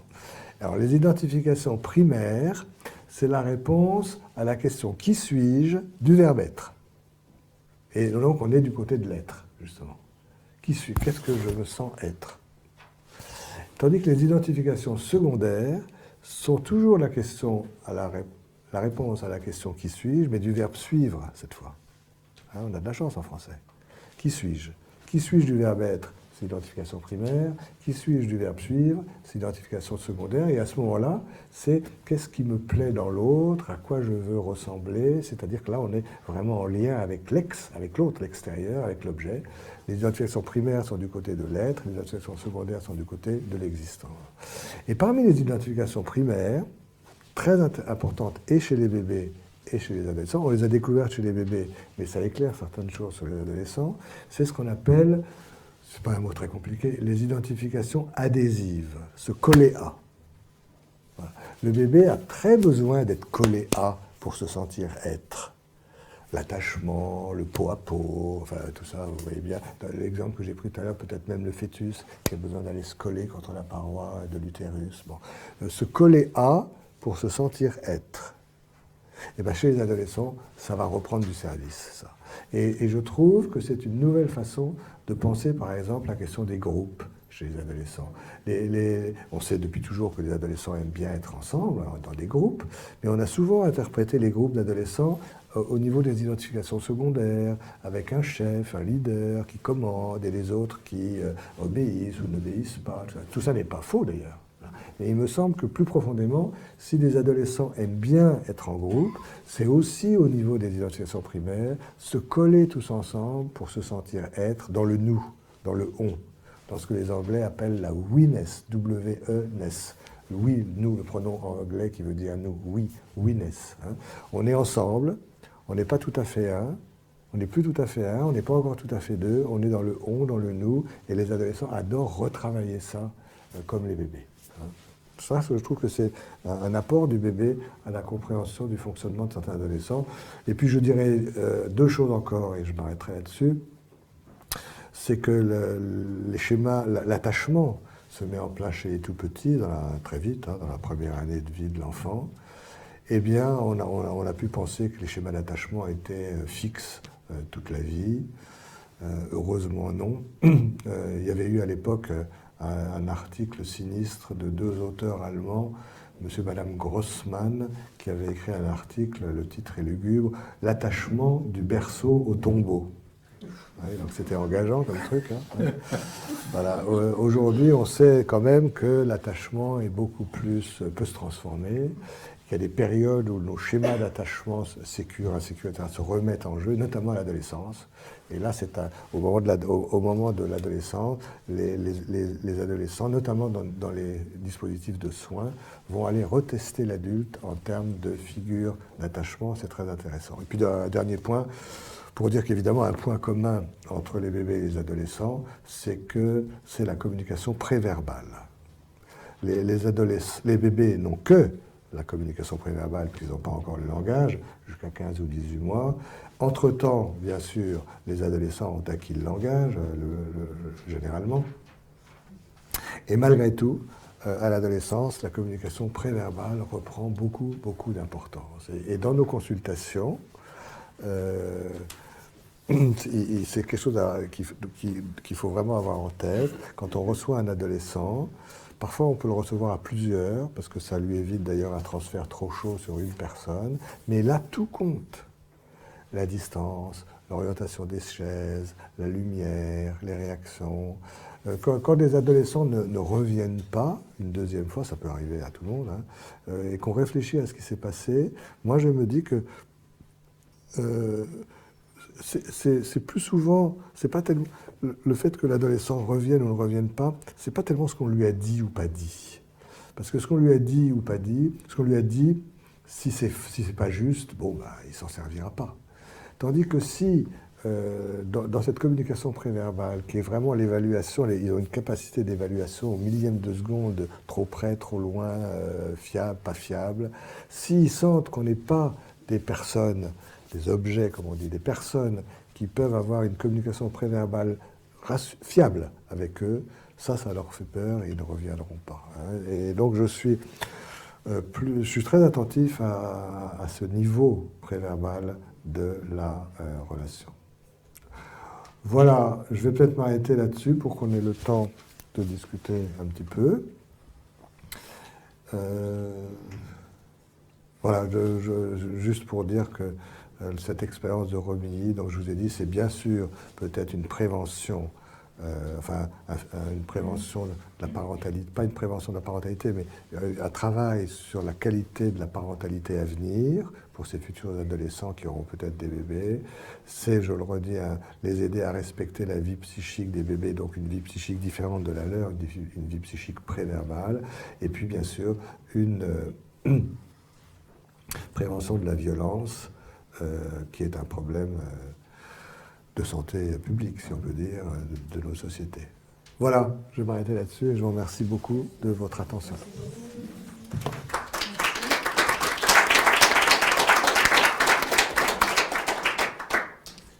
Alors je vais faire comme d'habitude, petit commentaire, petite association libre. Alors, bon, il faut peut-être, alors on dit, bon, petite association libre. Voilà. Jean-Pierre, t'as pris un micro pour savoir s'il résonne bien. Mais pas mal. Bonjour, enchanté. Donc, voilà. Donc, la question, évidemment, d'identification primaire et secondaire, l'adolescence, c'est comment suis-je, avec qui suis-je, comment est-ce que je ne suis pas aussi. Oui. Donc réactionnel, avec cette espèce d'agressivité qui fait qu'il y a la vérification que l'on survit à ces agressions. Mais la question que je te poserai, puisque il se trouve que cette année, comme à la suite des années précédentes, quand même on se pose la question de notre avenir et de la médiation comme possiblement construire une société plus horizontale. La question, c'est un peu la question qui t'a été posée, et tu as remercié que c'était, en disant que c'était une bonne question, j'espère que ça va être la même chose pour moi. Pour la dictature. Oui, et bien je dirais, qu'en est-il d'être enfant, d'être adolescent, d'être adulte, d'être en devenir dans une société ultralibérale? Parce que il me semble que la question d'être soi-même comme sujet et d'être plusieurs, et de ne pas être assigné à un seul rôle, assigné à une seule pensée, assigné une pensée aliénée, justement, hors lien, c'est-à-dire une pensée qui se résume à ce qu'on voudrait qu'on pense. Bien. Donc, c'est qui suis-je, en effet, mais est-ce qu'on pourrait dire aussi, en termes plus généraux, qui sommes-nous en parlant de nous-mêmes, hein? C'est-à-dire que là, je sais que tu te réfères aussi à Ricoeur, hein, qui est vraiment une de nos références. S'il y a l'identité, l'être, c'est-à-dire l'identité propre, l'ipsé, s'il y a l'idem, c'est-à-dire l'identité qui est en rapport avec ses semblables, bien.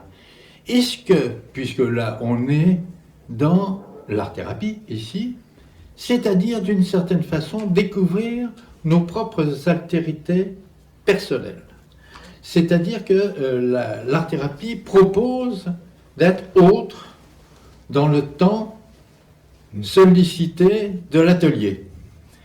Est-ce qu'il y a quelque chose qui serait je nous découvre moi-même, si je peux utiliser, c'est la première fois que j'utilise ce type de phrase, je nous découvre moi-même, c'est-à-dire je me fréquente avec les semblables de moi, avec les déclinaisons de moi, avec les moi autres qui se révèlent, qui se dévoilent, ou même qui se créent, au moment même de la proposition d'être dans la fiction, dans le rapport à la matière, etc.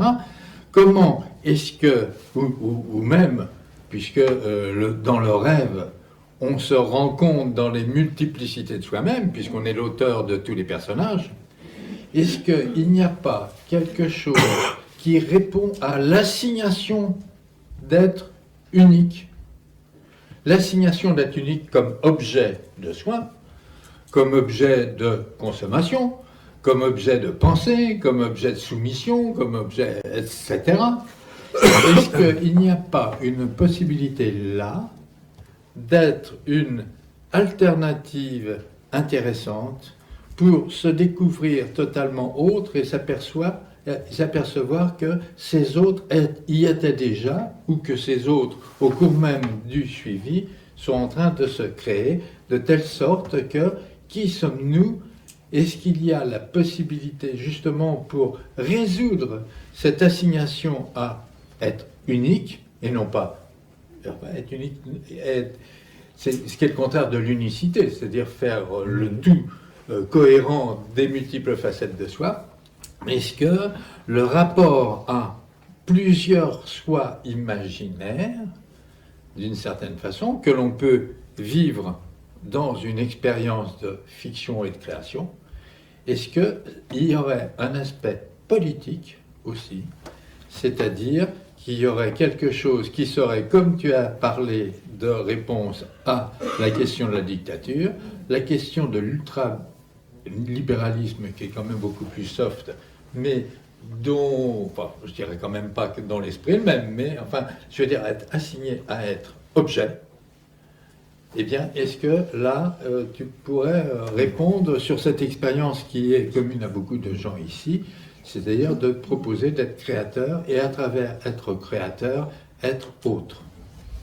Alors, c'est une très belle question. On Merci. avait posé même dans les congrès les plus sophistiqués. Et je vais essayer d'y répondre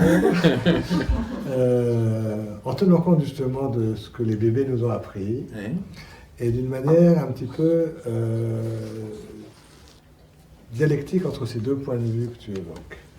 Ce matin, le hasard fait que j'étais dans un séminaire de l'IMEC, je te dis. L'IMEC, c'est l'Institut de la mémoire de l'éducation contemporaine, qui fait tout un travail d'archivage et de séminaire, de réunion, sur en particulier la psychiatrie institutionnelle, qui en ce moment est un peu le parent pauvre d'ailleurs des études pour les jeunes. Voilà, et je leur rappelais que que le concept de santé mentale est extrêmement traître.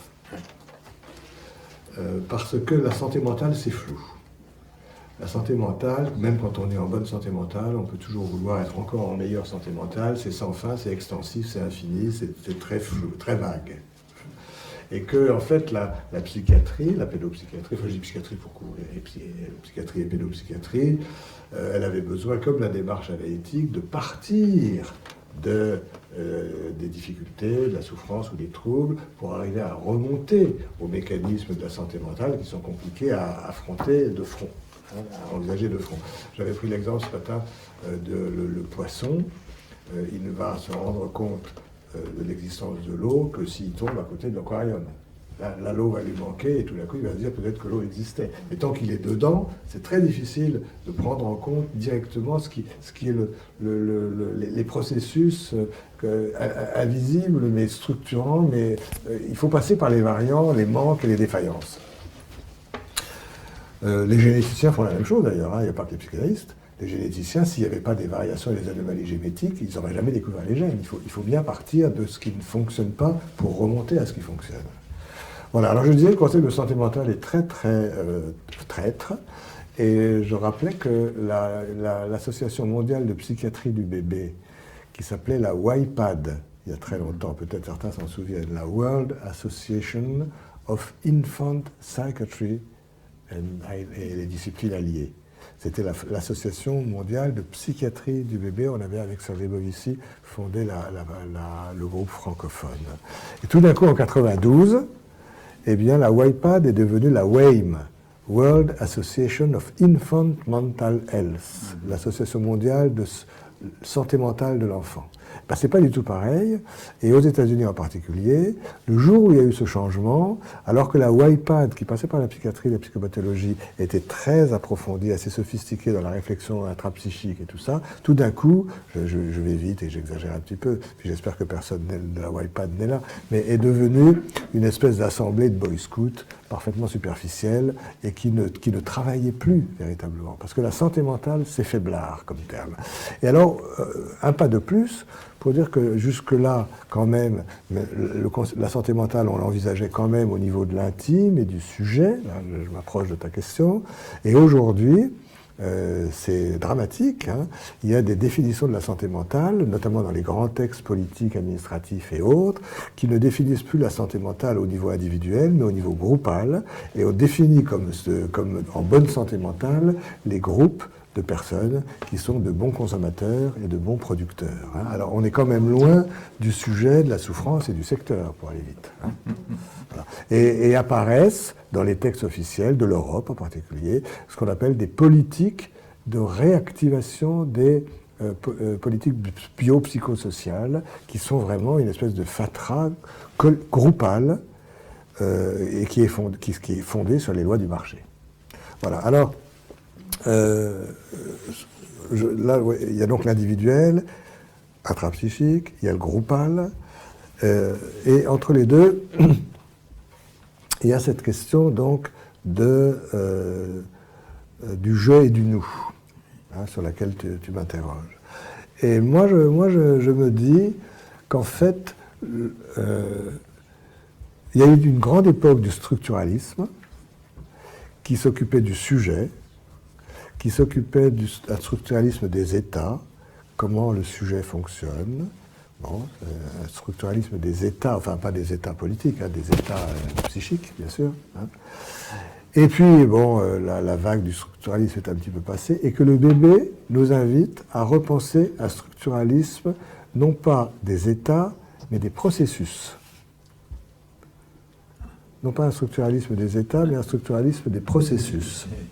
C'est-à-dire que, bien sûr, il y a le je et bien sûr, il y a le nous, mais je reviens vers le lien.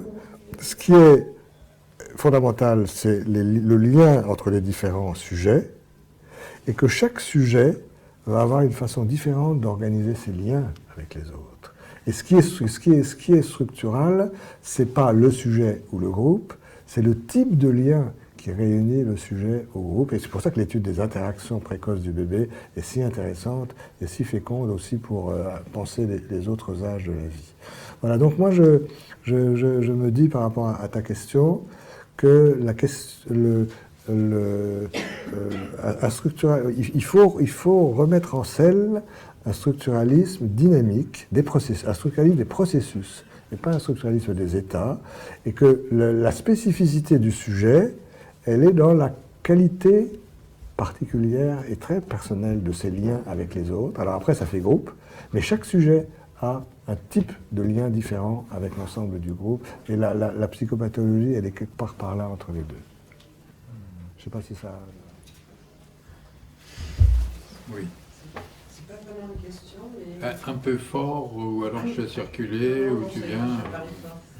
C'est pas vraiment une question, mais ce que j'ai entendu là, ça me fait penser à l'ouvrage de Félix Guattari, Les trois écologies.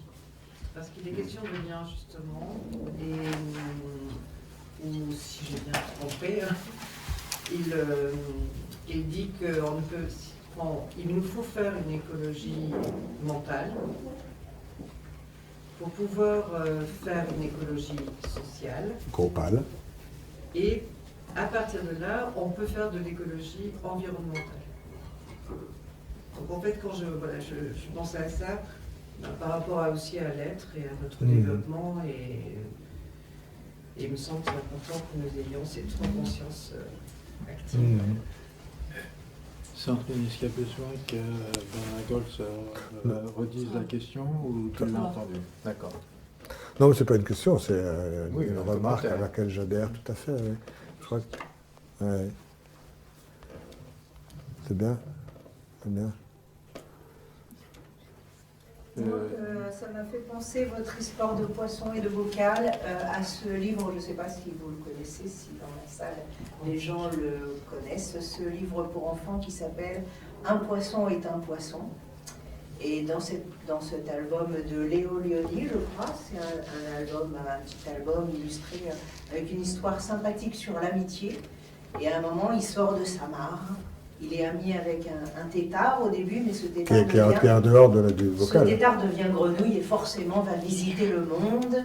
Et l'autre, le poisson, imagine qu'est-ce que ça peut être le monde quand la grenouille le raconte. Alors on voit les dessins du poisson avec des ailes. Quand on lui parle des oiseaux, on voit des poissons avec des pattes et un chapeau. Quand la grenouille lui parle des hommes et des femmes qui marchent sur la terre, etc. Évidemment, quand elle repart, à un moment, il s'ennuie le poisson et il se dit, moi aussi, je veux y aller voir. Et il sort de sa mare et évidemment, il suffoque, au secours, au secours. Mais Zorro est arrivé. La grenouille revient et le remet dans l'eau en lui disant, un poisson est un poisson. Et voilà, enfin en gros... Si j'avais su quand j'étais bébé que le monde était si joli, certainement j'aurais été tard autrement. Voilà, donc un poisson est un poisson, c'est un joli petit album pour enfants. Ah, c'est bien. Très résumé. Il y a un petit livre de Frank Tashlin, c'est « Mais je suis un ours ». Est-ce que vous le connaissez? C'est l'ours qui s'endort, comme tous les ours, et puis il se réveille et il se trouve qu'au-dessus de sa grotte, il y a une usine qui s'est construite.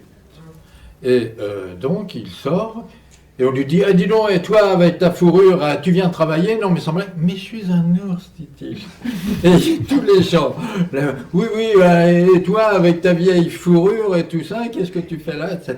Et il fait que de dire « Mais je suis un ours. » Et donc, il revendique son identité à travers tout ce qu'on lui dit. Et puis, à la fin, bon, bah, ça va, il s'en retourne dormir. Il a compris que les hommes passaient complètement à côté de son identité.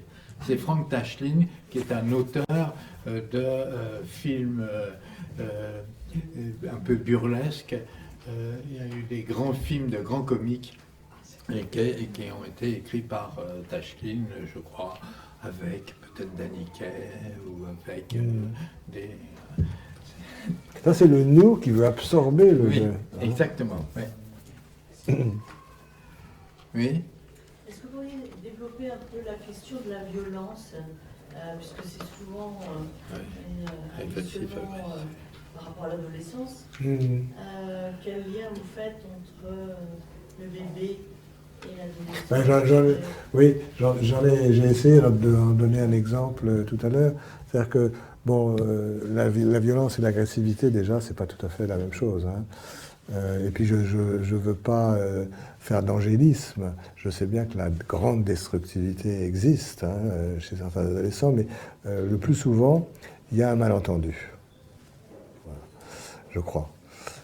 Bon, pour moi, l'agressivité, comme la haine, je dirais que la haine, j'ai la haine, disent les adolescents, c'est la partie la plus psychique de l'agressivité, qui est psychique et physique. Mais enfin, en tout cas, l'agressivité et la haine, qui sont deux formes de violence, et il faut y rajouter la violence fondamentale dont je parlais tout à l'heure, ce qui est intéressant, c'est le mouvement pulsionnel qui fait que ça peut être dirigé vers l'extérieur, mais que ça peut se retourner sur soi. L'hétéro-agressivité peut aussi être auto-agressivité, c'est toutes les tentatives de suicide, par exemple, des enfants, des adolescents. Il y a la haine de l'autre, mais il y a la haine de soi. Et puis il y a l'autre qui peut induire la haine de soi, enfin vous savez tous ces systèmes-là. Voilà. Mais donc il faudrait essayer de quand même un tout petit peu distinguer violence. Dans la violence, il y a l'idée de viol et d'intrusion. Dans l'agressivité et la haine, il y a ce retournement possible sur soi. Bon, disons, mettons tout ça dans le terme générique de violence. Moi, je crois que chez les adolescents, c'est votre question, il y a quand même souvent un malentendu qui augmente la violence. C'est que, mais encore une fois, je ne fais pas d'angélisme, mais il y a un certain nombre de faits agressifs ou de violence qui n'ont pas forcément une visée destructrice. Mais si l'autre les interprète comme destructeurs, là, ils peuvent le devenir. Et tout à l'heure, j'ai parlé de l'agressivité qui n'est ni la violence fondamentale, ni l'agressivité oedipienne, une agressivité winnicottienne du deuxième type, qui est faite pour attaquer l'autre, pour être sûr qu'il résiste. Si l'autre le ressent, le vit comme une agressivité destructrice, ça peut entraîner de la rage chez l'adolescent. Parce que c'est pas ça qu'il voulait. Alors, parfois c'est très maladroit, parfois ça peut faire du mal à l'autre, évidemment. Mais en fait, il y aurait à affiner quand même le but premier de ces fonctions agressives. Dans l'agressivité tournée contre soi, c'est pareil aussi. Bien sûr, quand on dit que les adolescents prennent des risques, se mettent dans des situations dangereuses, la moto, la drogue, la violence, etc. C'est parce qu'ils ont un sentiment d'avoir un narcissisme très fragile. Leur corps est en train de se transformer, leur psychisme est en train de se transformer, ils se sentent dans une période très vulnérable de leur vie, et s'attaquer soi-même, se mettre en danger, ça peut être non pas pour mourir, mais on peut en mourir. Mais ça peut être fait plutôt pour vérifier qu'à chaque fois on en réchappe, ce qui n'est quand même pas non plus la même chose. Donc vous voyez, je crois que la violence, on ne peut pas le prendre comme quelque chose de purement endogène. La violence, elle devient aussi ce que l'autre en fait et ce que l'autre en pense. Ce sera ça un peu ma réponse. Dans les tentatives de suicide, vous savez que moi, quand j'ai commencé mes études de médecine, les tentatives de suicide chez les enfants prépubères existaient, mais étaient très rares, très rares. Et puis ça n'a fait qu'augmenter dans tous les pays un peu comme les nôtres, les pays euro-occidentaux, aussi les pays en guerre, les pays en grand bouleversement sociaux ou politiques. Et aujourd'hui, les tentatives de suicide des enfants de moins de 10 ans existent. À Necker, il y a peu de semaines où il n'y en a pas un ou deux qui sont hospitalisés pour des tentatives de suicide. On a l'impression vraiment intentionnelle. Voilà, alors il faut interroger quel est le concept de mort d'un enfant de 9 ans. Mais je veux dire, il dit qu'il a vraiment voulu mourir. Ce n'est pas un accident. Bon. Pendaison, médicaments, etc. À tel point d'ailleurs que je crois que c'est en 2007 ou 2008, le gouvernement avait demandé à Boris Cyrulnik, à l'époque, un rapport sur cette question, quand l'enfant se donne la mort, qui a été publié d'ailleurs chez Odile Jacob, qui est très... Bon, il date un petit peu maintenant, mais il était très bien fait, très intéressant. Et quand on interroge les enfants ou les adolescents qui se sont suicidés, moi j'essaye de transmettre aux internes. Les adolescents, c'est compliqué, hein, parce que les internes, ils ont 20 ans, 21 ans, 22 ans, ils sont parfois pas beaucoup plus vieux que les adolescents qui vont aller écouter. Donc ils ont vraiment besoin d'être, comme on dit dans notre jargon, seniorisés. Hein. Ils ont besoin d'être vraiment accompagnés dans quelque chose qui peut réveiller chez eux, sinon des angoisses considérables. Enfin, en tout cas, moi, je leur dis qu'il faut essayer, quand un enfant ou un adolescent a fait une tentative de suicide, dans la plupart des services aujourd'hui, on hospitalise les enfants pour avoir le temps un petit peu de penser, hein, de marquer que c'est un acte grave et qu'il faut quand même essayer de comprendre ce qui s'est passé pour éviter que ça se reproduise, disons.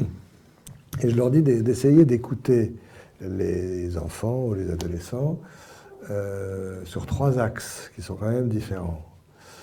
Il y a... le premier axe, c'est est-ce que cet acte-là, qui vient d'avoir lieu, est-ce qu'il était dans la tête de l'enfant surtout agressif contre l'autre ou surtout agressif contre soi? Ça peut être les deux, évidemment, mais il y a un équilibre différent pour chaque enfant. Évidemment, toute tentative de suicide est une agression contre soi, mais n'empêche que certains enfants, surtout, ou des adolescents un peu immatures, se disent « Ben oui, je vais me suicider, ils vont voir ce que ça va leur faire, hein, ça sera bien fait pour eux ». Bon, je veux dire, on peut en mourir aussi, alors que l'objectif n'était pas tellement de mourir, mais de faire du mal à l'autre. Hétéro-agressivité, auto-agressivité. Un tout petit peu pareil, mais pas tout à fait, c'est d'essayer d'écouter, en quelques jours, c'est pas si simple, hein, essayer d'écouter l'équilibre pulsion de vie, pulsion de mort. Bon, dans une tentative de suicide, il y a évidemment une destructivité, une attaque, c'est sûr, il y a de la mort qui est là. Mais ça peut aussi être un signal d'alarme. Un signal d'alerte, hein, je vais très mal, aidez-moi. C'est pas du tout pareil, une tentative de suicide qui est dans la destructivité pure, avec j'en ai ras-le-bol, foutez-moi la paix, et je me suicide aussi pour qu'on me vienne à l'aide. Voilà. Et le dosage, là aussi, est un peu différent pour chaque enfant, chaque ado. Et le troisième axe, qui est le plus compliqué, en tout cas pour les internes qui sont jeunes, hein, c'est d'explorer l'axe « je me tue ». C'est-à-dire, dans l'axe « je me tue », est-ce que le « je » et le « me » sont exactement superposables? Parfois, oui. Là, c'est la destructivité pure. Je me tue parce que je veux que tout de moi meure, terminé, point final. Mais le plus souvent, « me » est plus partiel que « je ». dire ça comme ça si on veut. C'est-à-dire que le me, parfois certaines tentatives de suicide, mais on peut en mourir, sont faites pour réduire au silence les transformations psychiques qui peuvent faire peur à l'adolescent. Il commence à penser autrement. Ce qu'on appelle la transformation psychique de la puberté, c'est le pubertaire, selon Philippe Buton. Voilà, et donc les nouvelles façons de penser peuvent faire peur à l'adolescent. Ils quittent l'enfance, peuvent lui faire peur, ou l'angoisser, ou lui faire honte, ou le culpabiliser. Et encore plus aussi pour le corps. Les transformations corporelles de la puberté peuvent aussi faire peur, faire honte, dégoûter, le rendre coupable. Dans l'anorexie mentale qui est une démarche suicidaire, d'une certaine manière, mais enfin plus chronique, mais c'est parce que les modifications corporelles sont inacceptables pour le... Voilà. Alors,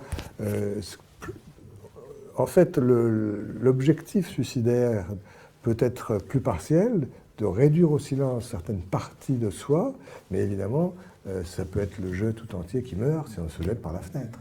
C'est une autre forme de réponse à ma question sur la violence. Vous voyez, tout dépend de ce que l'autre en fait aussi.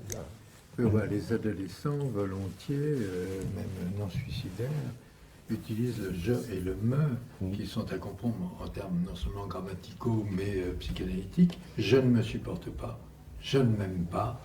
Ou même des patients, moi je me rappelle que 2 patients m'ont dit « je me sabote la vie entière ».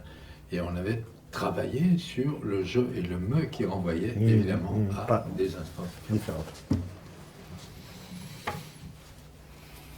Parce que c'est pas rien que de s'apercevoir que son corps s'impose comme autre actant et d'essayer de s'en rendre maître, mais aussi d'être dépassé par lui, alors qu'on ne l'a pas voulu consciemment. Oui. Oui. C'est-à-dire que en termes psychanalytiques, le nouveau corps et les nouveaux modes de pensée deviennent une source d'inquiétante étrangeté. Exactement. C'est en nous, c'est immaîtrisable, mais il y a un sentiment d'étrangeté. Oui. Justement, puisqu'on est sur le corps. Un peu plus fort, alors. Chez les adolescents et adolescentes, il y a ce phénomène générationnel où je suis une fille, mais je veux m'appeler il, et je veux qu'on me considère comme un garçon, et inversement, ou carrément ni l'un ni l'autre.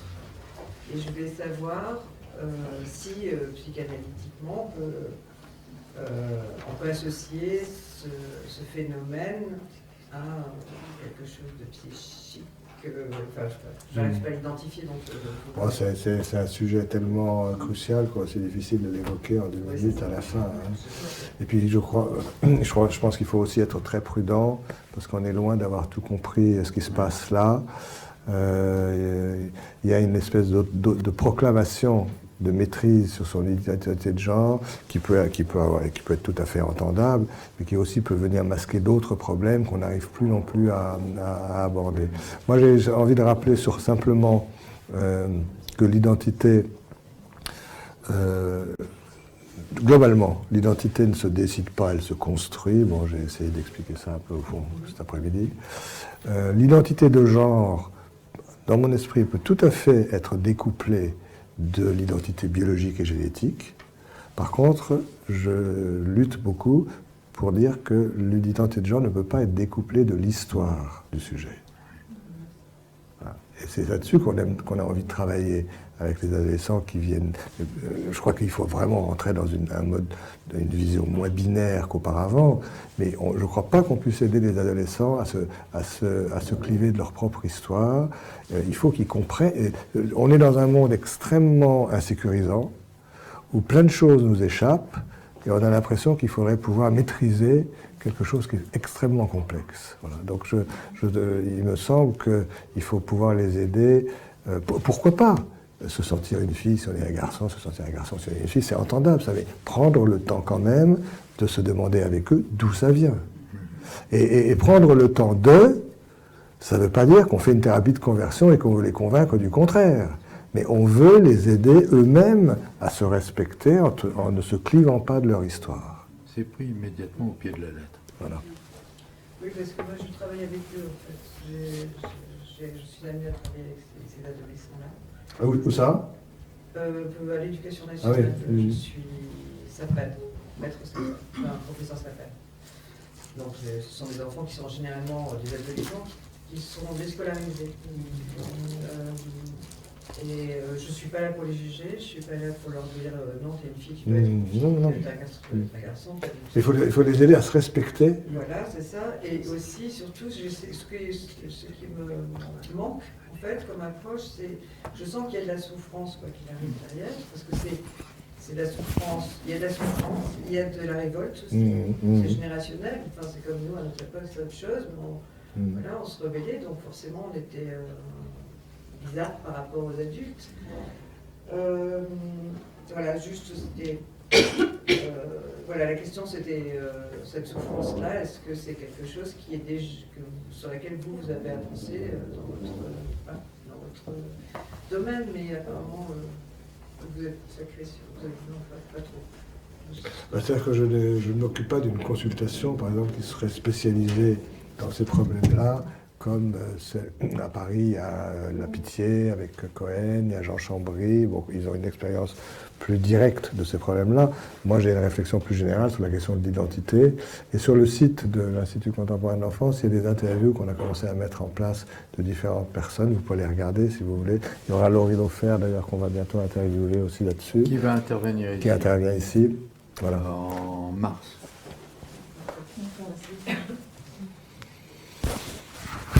Moi, j'ai une question, c'était quand vous avez parlé de la motivation à s'occuper des bébés des autres, et où vous disiez que ça pouvait que le bébé redouté pouvait devenir envahissant, et qu'il y avait quelque chose à alléger ou transformer. Est-ce que vous êtes amené, vous, dans votre pratique, à former des personnes qui s'occupent des bébés des autres? Bah oui, moi je... Du coup, de quel axe moi je vous ai dit que je vous ai raconté un petit peu l'histoire de l'Institut Picler-Loxy. En France, c'est Geneviève Appel et Myriam David qui ont ramené ces expériences en France dans les années 70, à une époque où justement dans les collectivités, on s'occupait encore de manière un peu problématique des nourrissons. Et puis elles ont fondé l'association Picler-Loxy France avec la mission principale de former les professionnels, à ces techniques, à une professionnalisation des soins très particulière auprès des bébés. Et donc, c'est cette association, elles ont fondé cette association. Geneviève Appel est toujours vivante d'ailleurs. L'association a été présidée ensuite par Françoise Jardin, puis par moi. C'est une partie de mon travail auquel j'accorde beaucoup d'intérêt, comme vous le sentez. Et donc, ce que j'essaie de faire, c'est de diffuser, de promouvoir cette vision piclérienne du développement de l'enfant auprès des professionnels à petit enfant. Picler.fr.